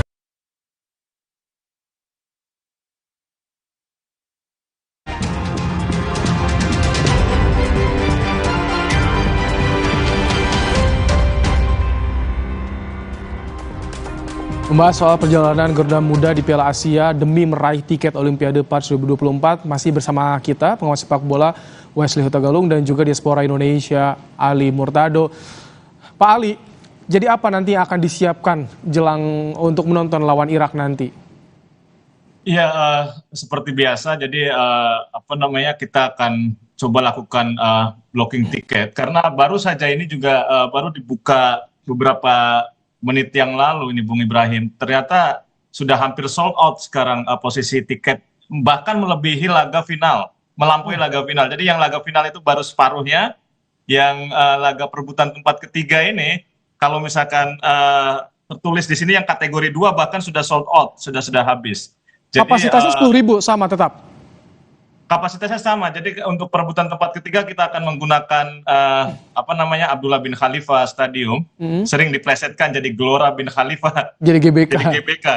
Ya, jadi tetap akan menggunakan stadion itu dan kapasitasnya sekitar 10.000. Artinya WNI semua diaspora di sana tetap semangat mendukung timnas U23 ya, sampai bisa meraih terbaik nanti ke Olimpiade. Betul. Kita tetap semangat intinya itu. Oke, Bung Wesley, yang disorot soal kepemimpinan wasit. Bagaimana Anda melihat soal ini, Bung Wesley? Ya, kalau kita kalah wasit kemudian menjadi sorotan ya. Kalau kita menang wasit kemudian menjadi pujian-pujian. Tapi dengan bantuan VAR itu menyadarkan kita bahwa VAR bukan selamanya menjadi penentu benar salah atau kebaikan yang bagi kedua tim. VAR dibutuhkan oleh wasit dan wasitlah yang menentukan kemudian apakah itu pelanggaran, apa tidak, apakah itu penalti atau tidak. Bantuan VAR itu yang harusnya mempermudah keputusan wasit ngambil keputusan. Tapi yang di Indonesia kan kemudian sorot wasit VAR siapa yang di ruang control room? Oh Thailand, oh ini yang dulu wasit. Kalau secara objektif Anda melihatnya bagaimana? Sudah fair?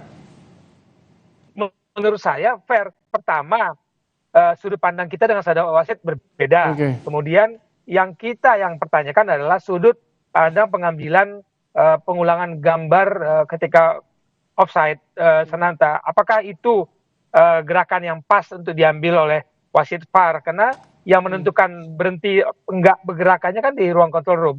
Yang saya kritisi adalah pelanggaran Witan. Saya pikir itu pelanggaran, tapi kemudian terjadi bantuan VAR mengatakan tidak sama sekali. Saya bingung juga itu pelanggaran. Oke, bukan penalti, tapi kalau itu pelanggaran menurut saya. Baik, kita akan tunggu karena soal ke final usai kita nggak dapat tiket, tapi soal Olimpiade kita masih ada kesempatan. Terima kasih Bung Wesley Huta Galung, Pak Ali Murtado. Kita tunggu nanti dukungannya langsung di Qatar Kamis minggu ini ya. Terima kasih Bapak-bapak. Ya. Terima kasih Bung Rahim. Terima kasih Bung Wesley. Baik, saudara, usai jeda Kompas Petang akan kembali dengan informasi lainnya. Tetap bersama kami.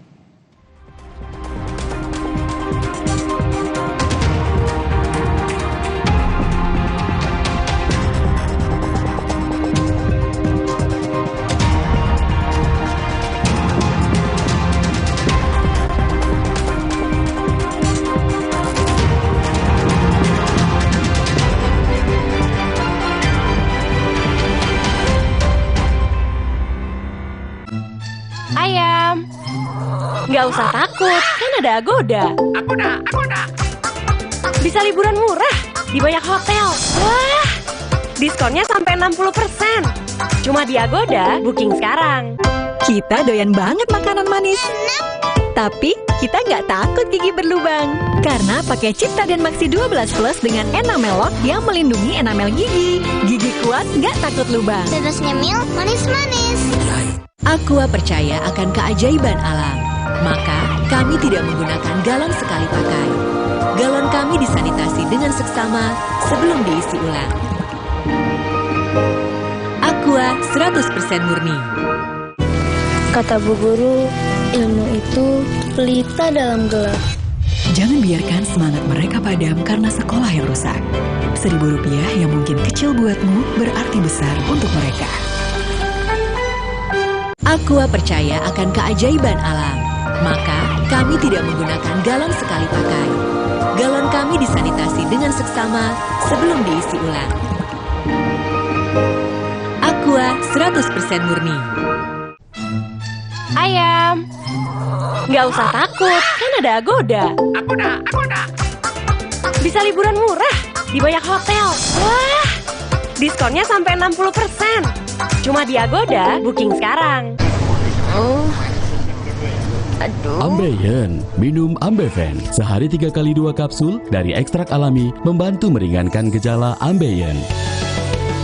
Atasi Ambeien dengan Ambeven. Diproduksi oleh Medicon. Aqua percaya akan keajaiban alam. Maka, kami tidak menggunakan galon sekali pakai. Galon kami disanitasi dengan seksama sebelum diisi ulang. Aqua 100% murni. Kata Bu Guru, ilmu itu pelita dalam gelap. Jangan biarkan semangat mereka padam karena sekolah yang rusak. Rp1.000 yang mungkin kecil buatmu berarti besar untuk mereka. Aqua percaya akan keajaiban alam. Maka, kami tidak menggunakan galon sekali pakai. Galon kami disanitasi dengan seksama sebelum diisi ulang. Aqua 100% murni. Ayam, nggak usah takut, kan ada Agoda. Agoda. Bisa liburan murah di banyak hotel. Wah, diskonnya sampai 60%. Cuma di Agoda, booking sekarang. Cipta dan Herbal berbagi berkah Ramadan. Beli kemasannya dan kirim kode uniknya. Ramadan penuh berkah, berlimpah hadiah. Beli Cipta dan Herbal hari ini.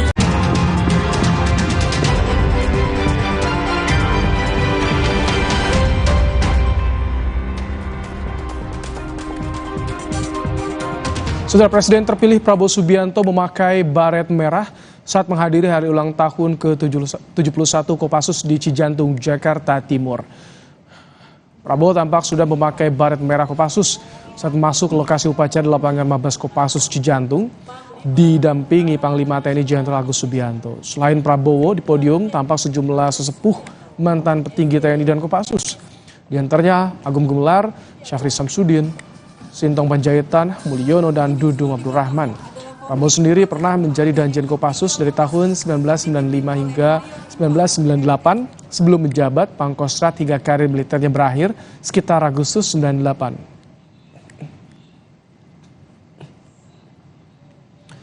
Saudara, meski kalah melawan Uzbekistan, Presiden Jokowi optimistis timnas U23 Indonesia bisa lolos ke Olimpiade Paris. Menurut Jokowi, timnas U23 Indonesia sudah berusaha keras melawan Uzbekistan. Namun setiap pertandingan selalu ada yang kalah dan menang. Meski demikian, Jokowi optimistis timnas U23 masih bisa mendapatkan tiket ke Olimpiade Paris dari laga tersisa memperebutkan posisi ketiga maupun playoff. Dua pertandingan itu pasti ada menang dan kalah. Dan tadi malam saya melihat semangat kerasnya, perjuangan kerasnya timnas U23 memang belum.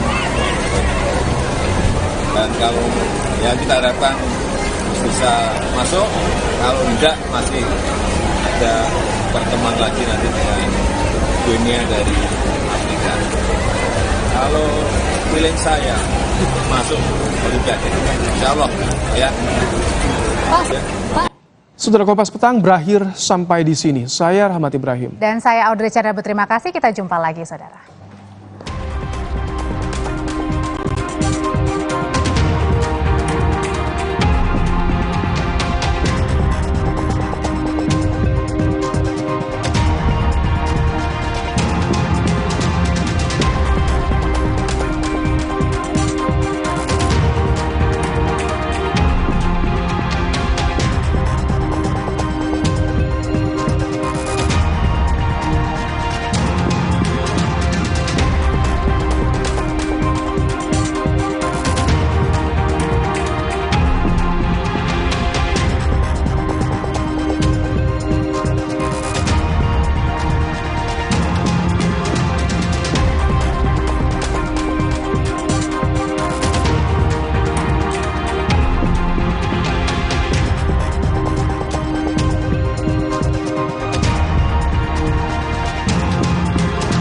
Terima kasih Anda telah menyaksikan Kompas Petang.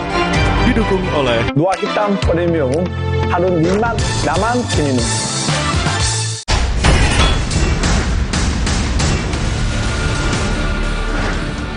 Prof. Kubat dalam tanda petik terperiksa, dia harus menjawab bagaimana sih sebenarnya kerjasama dengan Universitas Malaysia Terengganu itu. Saya ketemu naskah ini di plagiat orang, plagiat terhadap artikel saya ini. Di dunia akademik, hal atau marwah paling mendasar itu integritas sebetulnya. Karena kalau aturan semua sudah diatur itu. Berkas Kompas, Selasa 30 April pukul 11 malam di Kompas TV.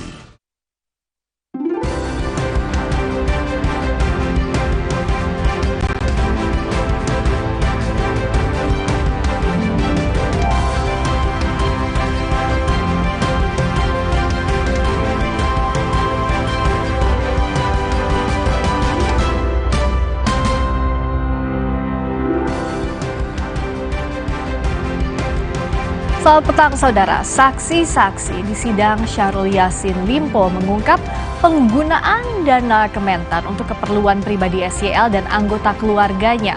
Bagaimana modus ini bisa terus terjadi? Dan sorotan lainnya, setelah Apple, kini giliran Microsoft berinvestasi di Indonesia. Dengan masuknya raksasa teknologi ini, akankah Indonesia bisa menjadi negara yang terdepan di bidang informasi dan teknologi? Saudara, timnas Indonesia kalah dari Uzbekistan di semifinal Piala Asia U23. Bagaimana peluang Garuda Muda lolos ke Olimpiade Paris mendatang? Kita akan ulas di Sapa Indonesia Malam. Saya Liviana Cerlisa. Dan saya Friska Clarissa. Inilah Sapa Indonesia Malam selengkapnya.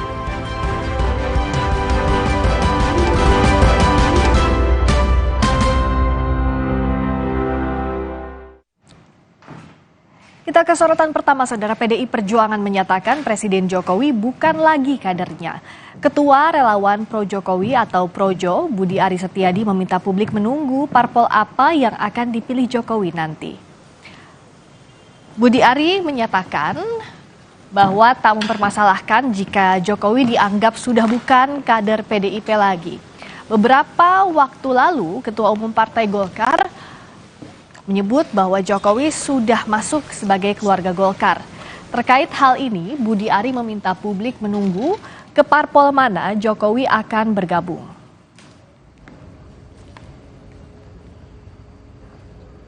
Kenapa? Udah enggak. Ya begitulah, kalau kata sana enggak ya udah kita apa aja lah. Ya kan? Kira-kira mengabdi republik ada tempatnya. Kira-kira pelabuhan politik selanjutnya udah dibahas kan Pak Presiden?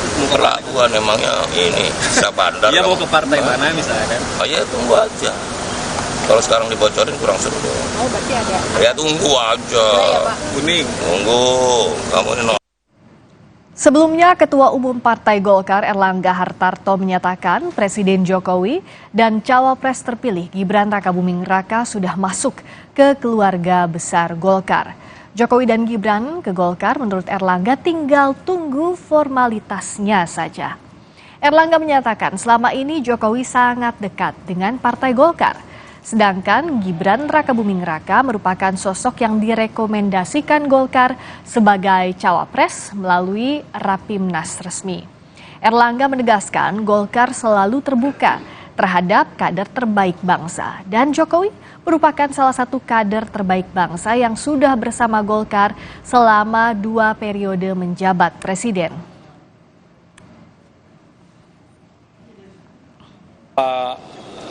Jokowi itu dekat dengan Partai Golkar dan kedua Pak Gibran itu mendapatkan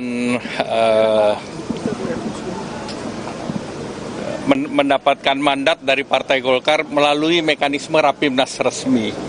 Jadi bagi kami Pak Jokowi dan Mas Gibran itu sudah masuk dalam keluarga besar Golkar. Tinggal tentunya formalitasnya saja. Nah tentu Partai Golkar selalu terbuka terhadap kader-kader terbaik bangsa ini.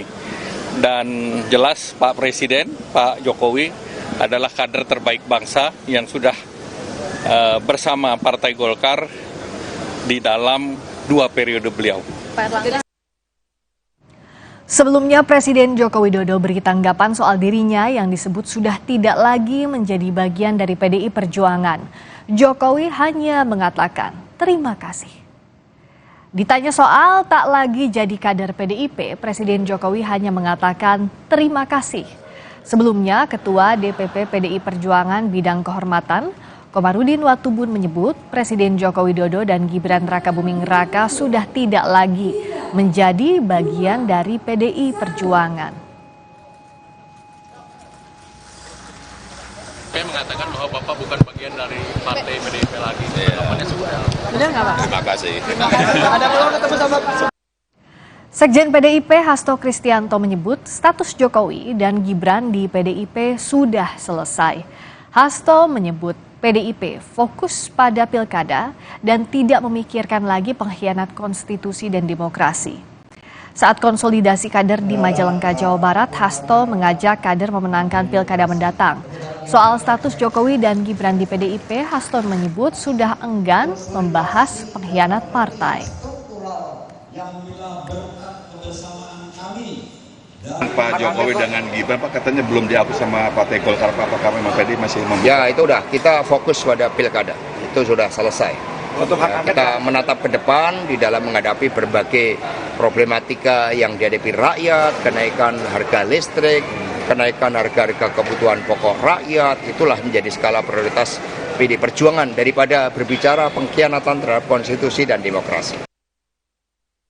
Hari ini Timnas Anies Muhaimin resmi dibubarkan. Lalu kemana langkah politik Anies Baswedan selanjutnya? Anies menyatakan akan mengambil jeda dulu dan belum memikirkan langkah politik berikutnya. Anies menyatakan hingga saat ini belum memiliki rencana untuk membentuk ormas atau parpol. Capres yang diusung Nasdem, PKB dan PKS ini menyebut akan terus menyuarakan ide-ide perubahan. Namun Anies belum memikirkan format atau wadah untuk menyuarakan ide-ide perubahan tersebut. Semua yang menyangkut langkah berikutnya kasih jeda sebentar. Kasih jeda sebentar. Jeda, menata dulu, nutup buku, jenang sumsum, terus baru nanti kita.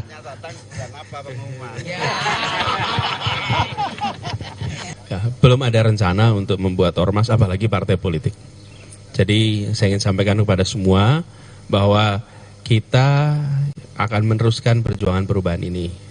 Dan akan terus bersama-sama membawa ide, tetapi formatnya dan lain-lain ini belum kita bahas dan belum ada sedikit pun ide, gagasan mengenai ormas apalagi partai. PKS mengakui sudah ada komunikasi dengan Partai Gerindra soal bertemu Presiden terpilih Prabowo Subianto. PKS berharap segera ada kesepakatan untuk bertemu. Presiden PKS Ahmad Syahiku menyatakan pihaknya masih berkomunikasi dengan Partai Gerindra.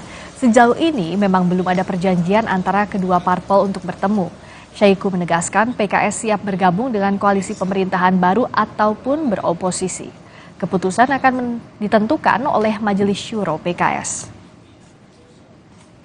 Bijakan untuk mengambil apakah itu di luar atau di dalam koalisi atau oposisi, sekali lagi ini dalam ranah Majelis Syuro atau Badan Pekerja Majelis Syuro.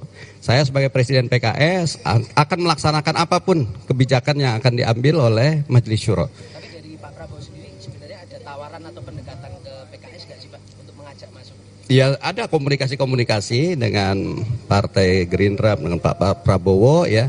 Ya mudah-mudahan nantilah pada akhirnya akan ada hal-hal yang mungkin akan diumumkan juga. Sebelumnya, keinginan PKS untuk bergabung ke koalisi Prabowo Gibran dipertanyakan Partai Gelora. Partai Gelora menilai PKS memiliki pandangan yang berbeda dengan program-program Prabowo Gibran. Wakil Ketua Umum Partai Gelora Fahri Hamzah mempertanyakan gagasan atau dasar PKS jika ingin bergabung dengan Prabowo Gibran. Menurut Fahri, selama ini PKS berada di kubu yang berseberangan di Pilpres kemarin. Sehingga PKS juga memiliki pandangan yang berbeda dengan program-program Prabowo Gibran. Jadi menurut saya persoalan teman-teman PKS adalah persoalan dengan dirinya sendiri, yaitu tentang ketiadaan pikiran dan gagasan, sehingga melompat saja kepada gagasan lain yang sederhananya adalah kekuasaan eksekutif harus dibagi dan seolah-olah kekuasaan eksekutif itu adalah sumber daripada kemakmuran, pendapatan, ya, sumber daya bagi partai, bisnis, perizinan dan sebagainya. Saya kira hal ini harus kita stop karena kita ingin menegakkan presidensialisme yang dipimpin oleh seorang presiden yang dipilih oleh rakyat. Kita beralih ke sorotan kasus hukum sidang lanjutan pemeriksaan saksi, kasus dugaan pemerasan dan gratifikasi dengan terdakwa ex-Menteri Pertanian Syahrul Yassin Limpo. Mengungkap kesaksian, uang Kementan digunakan untuk kepentingan SYL dan keluarga. Saksi dari JPU menyebut Kementerian Pertanian mengeluarkan uang 3 juta rupiah per hari untuk biaya pesan makanan online ke rumah dinas SYL. Staf Biro Umum Pengadaan Kementerian Pertanian Muhammad Yunus bersaksi selain untuk beli makanan via pesan online, anggaran 3 juta juga dipakai untuk keperluan laundry di rumah SYL setiap hari. Di persidangan, saksi Yunus menyebut uang yang dikeluarkan Kementan setiap harinya itu tidak masuk dalam anggaran Kementerian Pertanian. Menyiapkan 3 juta ya, setiap bulan, setiap hari. Kadang tiap hari, kadang kalau tergantung habisnya yang mulia. Oh, tergantung permintaan ya? Ya, kalau permintaan hari ini habis 3 juta, dimintai lagi besok. Ya, gitu, kalau masih ada sisa, dipakai dulu ya? Ya. Begitu. Itu diambil dari mana uang-uang itu? Atau memang uang operasional untuk kepentingan itu? Iya, untuk operasional untuk rumah dinas. Iya, keperluan dinas kan tidak masalah, ada anggarannya kan? Iya. Itu anggaran resmi tidak 3 juta per hari itu? Enggak yang mulia. Dalam sidang Tipikor, kesaksian pegawai Kementan mengungkap SYL juga umroh ke Mekah dan dibiayai oleh Kementan. Biaya umroh SYL mencapai 1,35 miliar rupiah yang tidak semua masuk dalam anggaran Kementan. Apakah rombongan menteri ini ya Sekjen juga ikut? Tidak. Tidak. Tidak. Menteri dan keluarganya ikut? Ya. Siapa yang keluarganya ikut? Ibu? Ibu. Ibu? Siapa lagi? Anaknya. Anak-anaknya? Ya.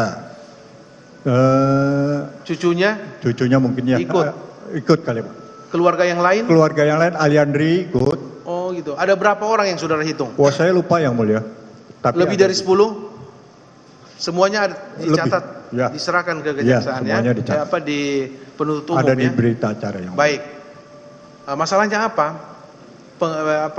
Keberangkatan itu dibiayai oleh kementerian? Ya. Ada sebagian dibiayai? Ada sebagian dibiayai. Nah, sekarang berapa banyak? Masih ingat saudara? Kurang lebih? Ada 2 travel, yang satu maktur, yang satu apa saya lupa itu. Iya. Berapa yang saudara ingat? Maktur itu sekitar 1,3 kalau ya. 1 miliar. 1, sekian miliar ya? Ya. Apakah waktu kunjungan ke Arab itu sudah sekalian dengan mereka umroh atau bagaimana? Tahu enggak saudara? Saya enggak tahu, Pak. Saudara tahu ya? Enggak tahu ya. Hanya kunjungan itu ya? Iya. Selain meminta kartu kredit pribadinya dibayarkan, saksi dalam sidang Tipikor dengan terdakwa SCL menyebut Biro Rumah Tangga Kementan diminta untuk menyiapkan pembayaran kredit bulanan mobil Alphard SYL sebesar 43 juta rupiah per bulan. Mobil pribadi SYL itu digunakan oleh anak SYL di Makassar. Oleh orang lain? Oleh orang lain yang siapa mulia. Yang make itu? Maaf yang mulia. Siapa yang make, yang mengoperasionalkan operasional? Anaknya yang mulia. Anaknya Pak Menteri. Ya, siapa yang namanya? Anak Pak Menteri kan ada 2 kemarin diungkap. Yang putra yang mulia. Ya? Dindo yang mulia. Dindo. Iya. Pak Dindo ya? Iya. Dia berdomisili di Jakarta atau di Makassar? Di Makassar yang mulia. Mobil Alphard itu ada di Jakarta atau di Makassar? Di Makassar yang mulia. Saudara tahu dari mana itu di Makassar? Karena mobil yang di Wican hanya ada 1 yang kita sewa yang mulia, Alphard. Ya? Karena di Wican dilihatnya hanya 1 yang mulia yang ada. Di Widya Chandra, rumah ya. dinas Pak Menteri itu ada hanya ada 1 yang kita sewa yang mulia. Mobil apa? Alphard. Alphard. Maaf yang mulia kalau keadaan. Yang Alphard yang saudara maksudkan tadi, mobil yang lain lagi? Iya, yang lain. Beda ya? Platnya beda. Platnya beda. Beda yang mulia. Warnanya? Mohon maaf yang mulia, dari awal arahan saya hanya diberikan suruh menyiapkan pembayaran dan izin yang mulia, kita tidak tahu. Maksud saya begini, apakah mobil yang saudara minta tadi bilang bayar cicil tadi kredit itu, siap, pernah tidak saudara lihat mobil, fisik mobil itu? Belum yang mulia. Tidak pernah. Tadi saudara mengatakan di Makassar. Maaf yang mulia. Dari mana saudara tahu bahwa di Makassar atau tidak? Mohon izin yang mulia, saya tidak tahu pastinya yang mulia. Tadi saudara mengatakan di Makassar. Iya, maaf, dapat informasi dari mana saudara mengatakan bahwa itu ada di Makassar mobil itu? Ya mungkin karena di Wican aja tidak ada yang mulia. Karena di Wican tidak ada. Ya. Tapi saudara bayar. Ya. Sejak bulan apa dimintai itu uang itu? Masih ingat? Maaf yang mulia, lupa yang mulia. Tahun 2020 atau 2021, maaf yang mulia. Oke. Tidak apa. Dimintai ke saudara itu berapa kali? Apakah tiap bulan? Hampir tiap bulan yang mulia. Hampir tiap bulan. Berapa? Selisih berapa? 10 kali, ada 2 kali, 3 kali, 4 kali, 5 kali, apa sampai setahun? 10 kali ada yang mulia, maaf. 10 kali ada ya. Tapi saudara tidak tahu sejak tahun berapa atau 2020? Maaf yang mulia, lupa yang mulia. Lupa. Berapa jumlahnya? 43 juta yang mulia. 43 juta. Selain uang makan 3 juta rupiah per hari, anak buah SYL di Kementan juga diminta menyiapkan anggaran 30 juta rupiah per bulan untuk istri SYL, Ayun Sri Harahap. Awalnya uang yang diminta disiapkan 15 juta rupiah per bulan. Dan dari siapa sebetulnya awalnya kok bisa disiapkan untuk Ibu Menteri 30 juta per bulan itu? Mungkin awalnya dari mana yang saudara tahu? Panji kayaknya Pak. Pak Panji ya? Pak Panji menyampaikan ke siapa? Ke Pak Isnar. Ya? Ke Pak Isnar. Ke Pak Isnar, apa kata-katanya yang saudara tahu? Saya kurang tahu Pak, saya nggak tahu. Oh hanya dengar dari Panji, awalnya dari situ ya? Akhirnya disiapkan uang itu? Iya kan, faktanya disiapkan, benar ya? Disiapkan 30 juta, itu setiap bulan? Iya, awalnya dulu cuma 15 juta Pak pertama. Sejak kapan itu? Sejak beliau dilantik sebagai menteri atau beberapa bulan kemudian? Saya dari awal 2020 Pak. Oh saudara awal 2020 sudah menyiapkan itu? Iya. Awalnya 15 juta? 15 juta. Kok bisa naik 100% itu gimana ceritanya? Dari yang info saya tahu dari Pak Isnar minta ada tambahan, terus naik dari 15 ke 25. 15, 25, terus akhirnya 30, mentok 30. Ke 30. Sampai sekarang, sampai terakhir ya. Sampai terakhir? Iya. Itu selama saudara menjabat di situ, iya. Itu saudara tiap bulan? Benar? Tiap bulan, Pak. Itu biasanya minggu pertama, bulan awal bulan atau pertengahan atau akhir? Enggak tentu, Pak. Enggak tentu. Kadang kalau ditagih baru kita. Oh, ditagih. Ya. Dalam kesaksian pegawai Kementan, SYL melalui Dirjen dan Kepala Biro Rumah Tangga Kementan meminta sejumlah uang untuk membiayai kebutuhan pribadi yang mencapai 44,5 miliar rupiah. Uang itu dikumpulkan dari Eselon 1 Kementan dan nantinya akan dijadikan untuk barter lelang proyek di Kementan bagi vendor. Beberapa di antara permintaan SYL ada cicilan Alphard 43 juta rupiah per bulan selama 10 bulan, pembelian mobil Innova 500 juta rupiah, pembayaran kartu kredit atas nama SYL pribadi 410 juta rupiah. Kedua mobil ini menurut saksi digunakan oleh 2 anak SYL di Makassar. Pengeluaran untuk SYL termasuk umroh bersama keluarganya di tahun 2022 yang biayanya mencapai 1,35 miliar rupiah. Selain itu ada juga permintaan uang jajan istri SYL 30 juta rupiah per bulan dari sebelumnya 15 juta rupiah. Parfum berkali-kali senilai 5 juta rupiah. Uang makan harian melalui ojek daring 3 juta per bulan termasuk membeli dolar di bank sebanyak 4.000 dolar. Hal lain yang juga diminta SYL termasuk kacamata, uang hitam cucu, termasuk reimburse, uang ultah cucu SYL.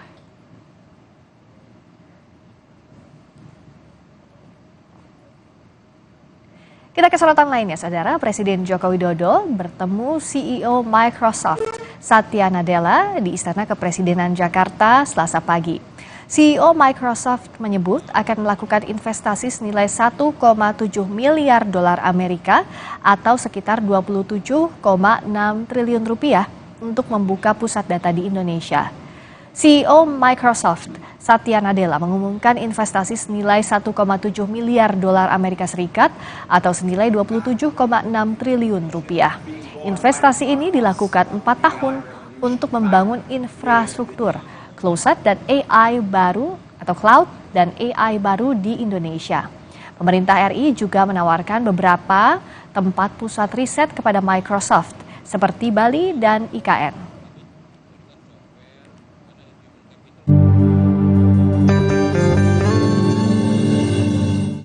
Allahu Akbar, Allahu Akbar, Allahu Akbar,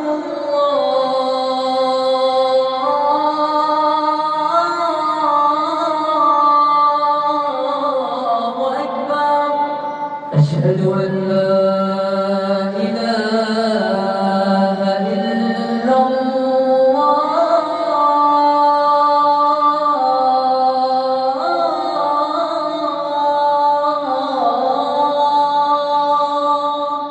أشهد أن لا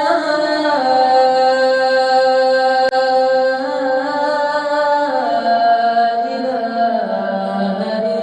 إلا الله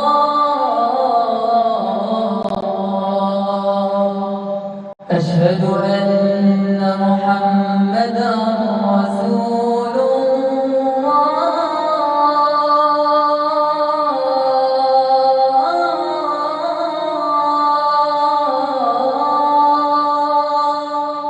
أشهد أن محمدا رسول الله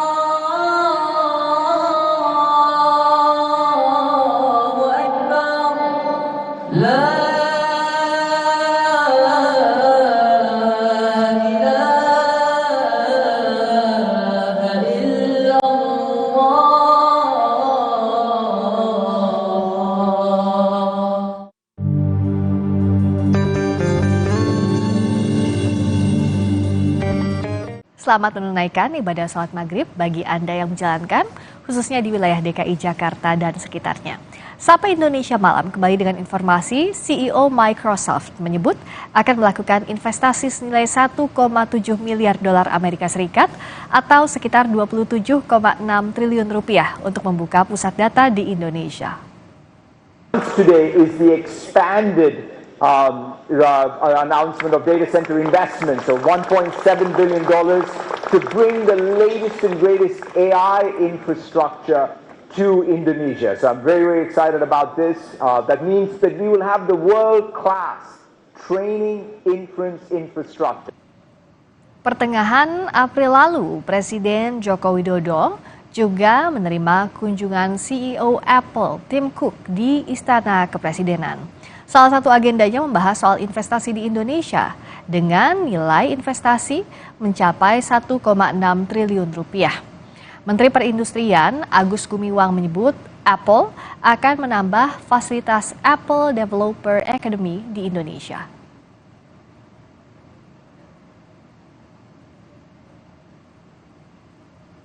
Dari Estabercat. Kita ke sorotan dari dunia olahraga. Pelatih Timnas U23 Shin Tae-yong masih optimistis skuad Garuda Muda bisa lolos ke Olimpiade Paris 2024 meski kalah melawan Uzbekistan dalam semifinal Piala Asia U23. Timnas Indonesia harus mengakui keunggulan Uzbekistan 0-2 pada laga di Stadion Abdullah bin Khalifa, Doha, Qatar. Shin Tae-yong mengakui para pemain seperti kehilangan kepercayaan diri, padahal Garuda Muda di 3 laga sebelumnya tampil sangat impresif dengan mengalahkan tim-tim kuat seperti Australia, Yordania, dan Korea Selatan. Sang pelatih menegaskan, anak asuhnya akan mempersiapkan diri menghadapi Irak untuk memperebutkan tiket ke Olimpiade 2024. 네, 우리 선수들 열심히 싸워줬고 우즈베키 선수들도 열심히 해줬고 같이 좋은 경기 했다고 생각합니다. 좀 아쉬운 부분도 있고 하지만 그래도 뭐 우즈베키스탄이 잘해서 승리했는 것을 축하드리고 아직 뭐 기회는 남아 있으니까 우리가 3, 4위전에서 더 잘 준비해서 꼭 올림픽 갈 수 있도록 준비하도록 하겠습니다. Timnas Indonesia masih punya peluang lolos ke Olimpiade Paris 2024.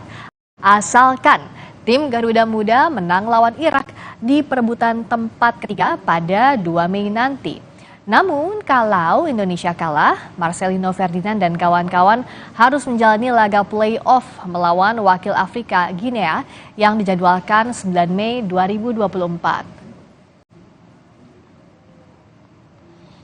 Yang juga panas di laga semifinal Indonesia kontra Uzbekistan malam tadi adalah sejumlah keputusan wasit asal Tiongkok, Shan Yinhao. Antara lain hadiah tendangan bebas untuk Witan Sulaiman pada menit ke-27 setelah pemain bek Uzbekistan Abdulkadir Husanov melakukan pelanggaran dibatalkan wasit setelah mengecek VAR. Berikutnya euforia pasca gol Muhammad Ferrari harus pupus. Gol pada menit ke-60 ini dibatalkan wasit usai mengecek VAR karena kaki Ramadan Sananta dinyatakan masuk area offside. Tak hanya pemain, pelatih Shin Tae-yong juga diganjar kartu kuning saat protes ke wasit atas keputusan Rizky Ridho melakukan pelanggaran. Keputusan Rizky Ridho melakukan pelanggaran itu menghasilkan kartu merah kepada kapten timnas itu. Pada menit ke-82, Rizky berupaya membuang bola namun kaki kanannya mengenai bagian penting pemain Uzbekistan. Pasca ditekuk Uzbekistan, Ketua Umum PSSI Erick Thohir memberi semangat bagi para pemain timnas U23. Erick meminta para pemain bangkit dan memberi performa terbaik di perebutan tempat ketiga untuk meraih tiket menuju Olimpiade. Game kedua, yang penting yang memastikan kita juga lolos Olimpiade. Tempat ketiga, kita mau nyerah atau mau fight back? Mau nyerah atau mau fight back? Ayo, come on! Masih ada, come on! Ayo, kita percaya kalian. Kalian bisa. Pak Menpora di sini. Presiden nonton kalian. Seluruh rakyat Indonesia nonton kalian. Kasih lihat kita bangsa yang kuat. Nggak bisa diinjak-injak. Jangan ngeluh, kita fight back. We're strong and we can fight back. Come on. Come on. Dalam kekalahan Garuda Muda dari Uzbekistan, salah satu momen yang membuat sesak pemain dan supporter timnas, seperti saya dan juga Anda, adalah dianulirnya gol Muhammad Ferrari.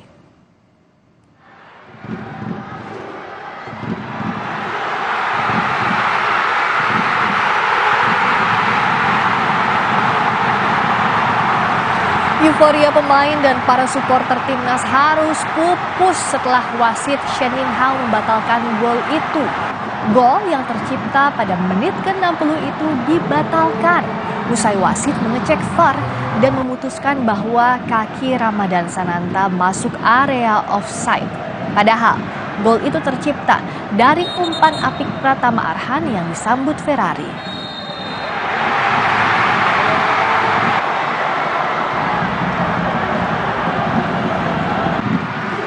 Meskipun gagal merebut tiket final Piala Asia U23 2024, Presiden Joko Widodo meminta skuad Garuda Muda asuhan pelatih Shin Tae-yong untuk tidak menyerah dalam mengejar target berpartisipasi di Olimpiade 2024. Jokowi juga memuji semangat para pemain dan para pencinta sepak bola di tanah air yang tak berhenti memberikan dukungan selama ajang berlangsung.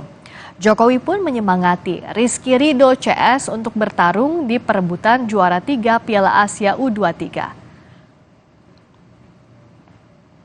Walaupun semalam kita harus menerima kekalahan, semangat para pemain dan dukungan masyarakat tanah air sangat luar biasa untuk tim kebanggaan Indonesia.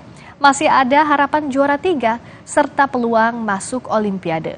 Jangan menyerah Garuda Muda, semangat, tulis Jokowi di akun Instagramnya.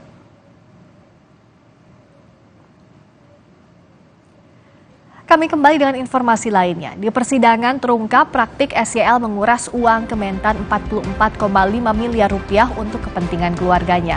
Kita analisis modus SYL ini sesaat lagi di Sapa Indonesia Malam.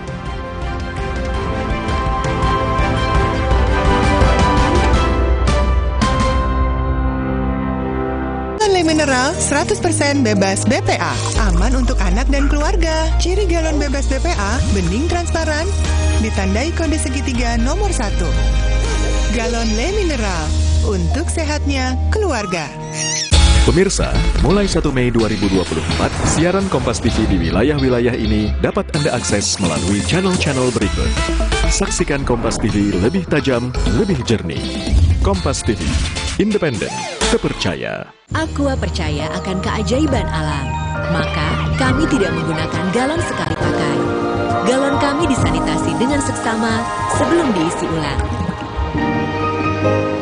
Aqua 100% murni. Ambeien, minum Ambeven. Sehari 3 kali 2 kapsul dari ekstrak alami membantu meringankan gejala Ambeien. Atasi Ambeien dengan Ambeven. Diproduksi oleh Medicon. Pas aku coba Le Mineral, seger banget, nggak bikin enak sama sekali. Benar, karena Le Mineral mengandung mineral esensial seperti kalsium, magnesium, dan bikarbonat. Inilah yang membuat rasa airnya lebih segar.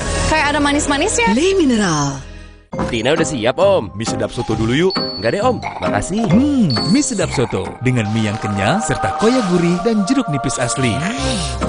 Soal rasa mie sedap soto, lidah nggak bisa bohong. Rasa soto nomor 1 cuma mie sedap soto. Kenapa aku pilih Le Mineral? Soalnya cuma ini nih yang masih ada segelnya. Debu jadi nggak akan masuk di sela-sela tutup botolnya. Benar, Le Mineral disegel secara khusus sehingga terjamin kebersihannya. Le Mineral.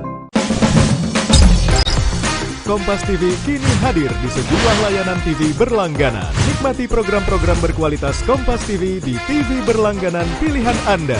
Sekarang, Kompas TV, independen, terpercaya. Galon Le Mineral 100% bebas BPA, aman untuk anak dan keluarga. Ciri galon bebas BPA, bening transparan, ditandai kode segitiga nomor 1. Galon Le Mineral, untuk sehatnya keluarga. Di balik setiap kejadian, selalu ada fakta penting yang seringkali luput dari perhatian. Mereka justru adalah korban. Lucuti peristiwa lebih terperinci untuk mengungkap kebenaran yang tersembunyi. Saya akan menuju ke tempat lokasi di mana memang terjadi kasus perundungan tersebut, ikuti saya. Iya. ya, maaf. Sasaran setiap Rabu pukul 10:30 malam di Kompas TV. Pemirsa, mulai 1 Mei 2024, siaran Kompas TV di wilayah-wilayah ini dapat Anda akses melalui channel-channel berikut. Saksikan Kompas TV lebih tajam, lebih jernih. Kompas TV, independen, terpercaya. Kompas TV, televisi berita independen terpercaya. Senantiasa menghadirkan tayangan unggulan terbaik. Kompas TV, independen, terpercaya. Mah kambuh, bikin dada sesek, perut melintir. Untung sekarang ada SMA, diformulasi oleh Sido Muncul dengan bahan herbal. Aman diminum kapan aja, nggak takut mah lagi. Minum SMA, herbalnya lambung. Dulu, kalau bangun tidur, badan tuh kayak berat banget. Dokter sih nyaranin minum air yang ada mineralnya. Cuma Le Mineral yang nyantumin kandungan mineral di labelnya. Le Mineral mengandung mineral esensial agar tubuh bekerja optimal. Dan aku bawa Le Mineral kemanapun itu. Le Mineral.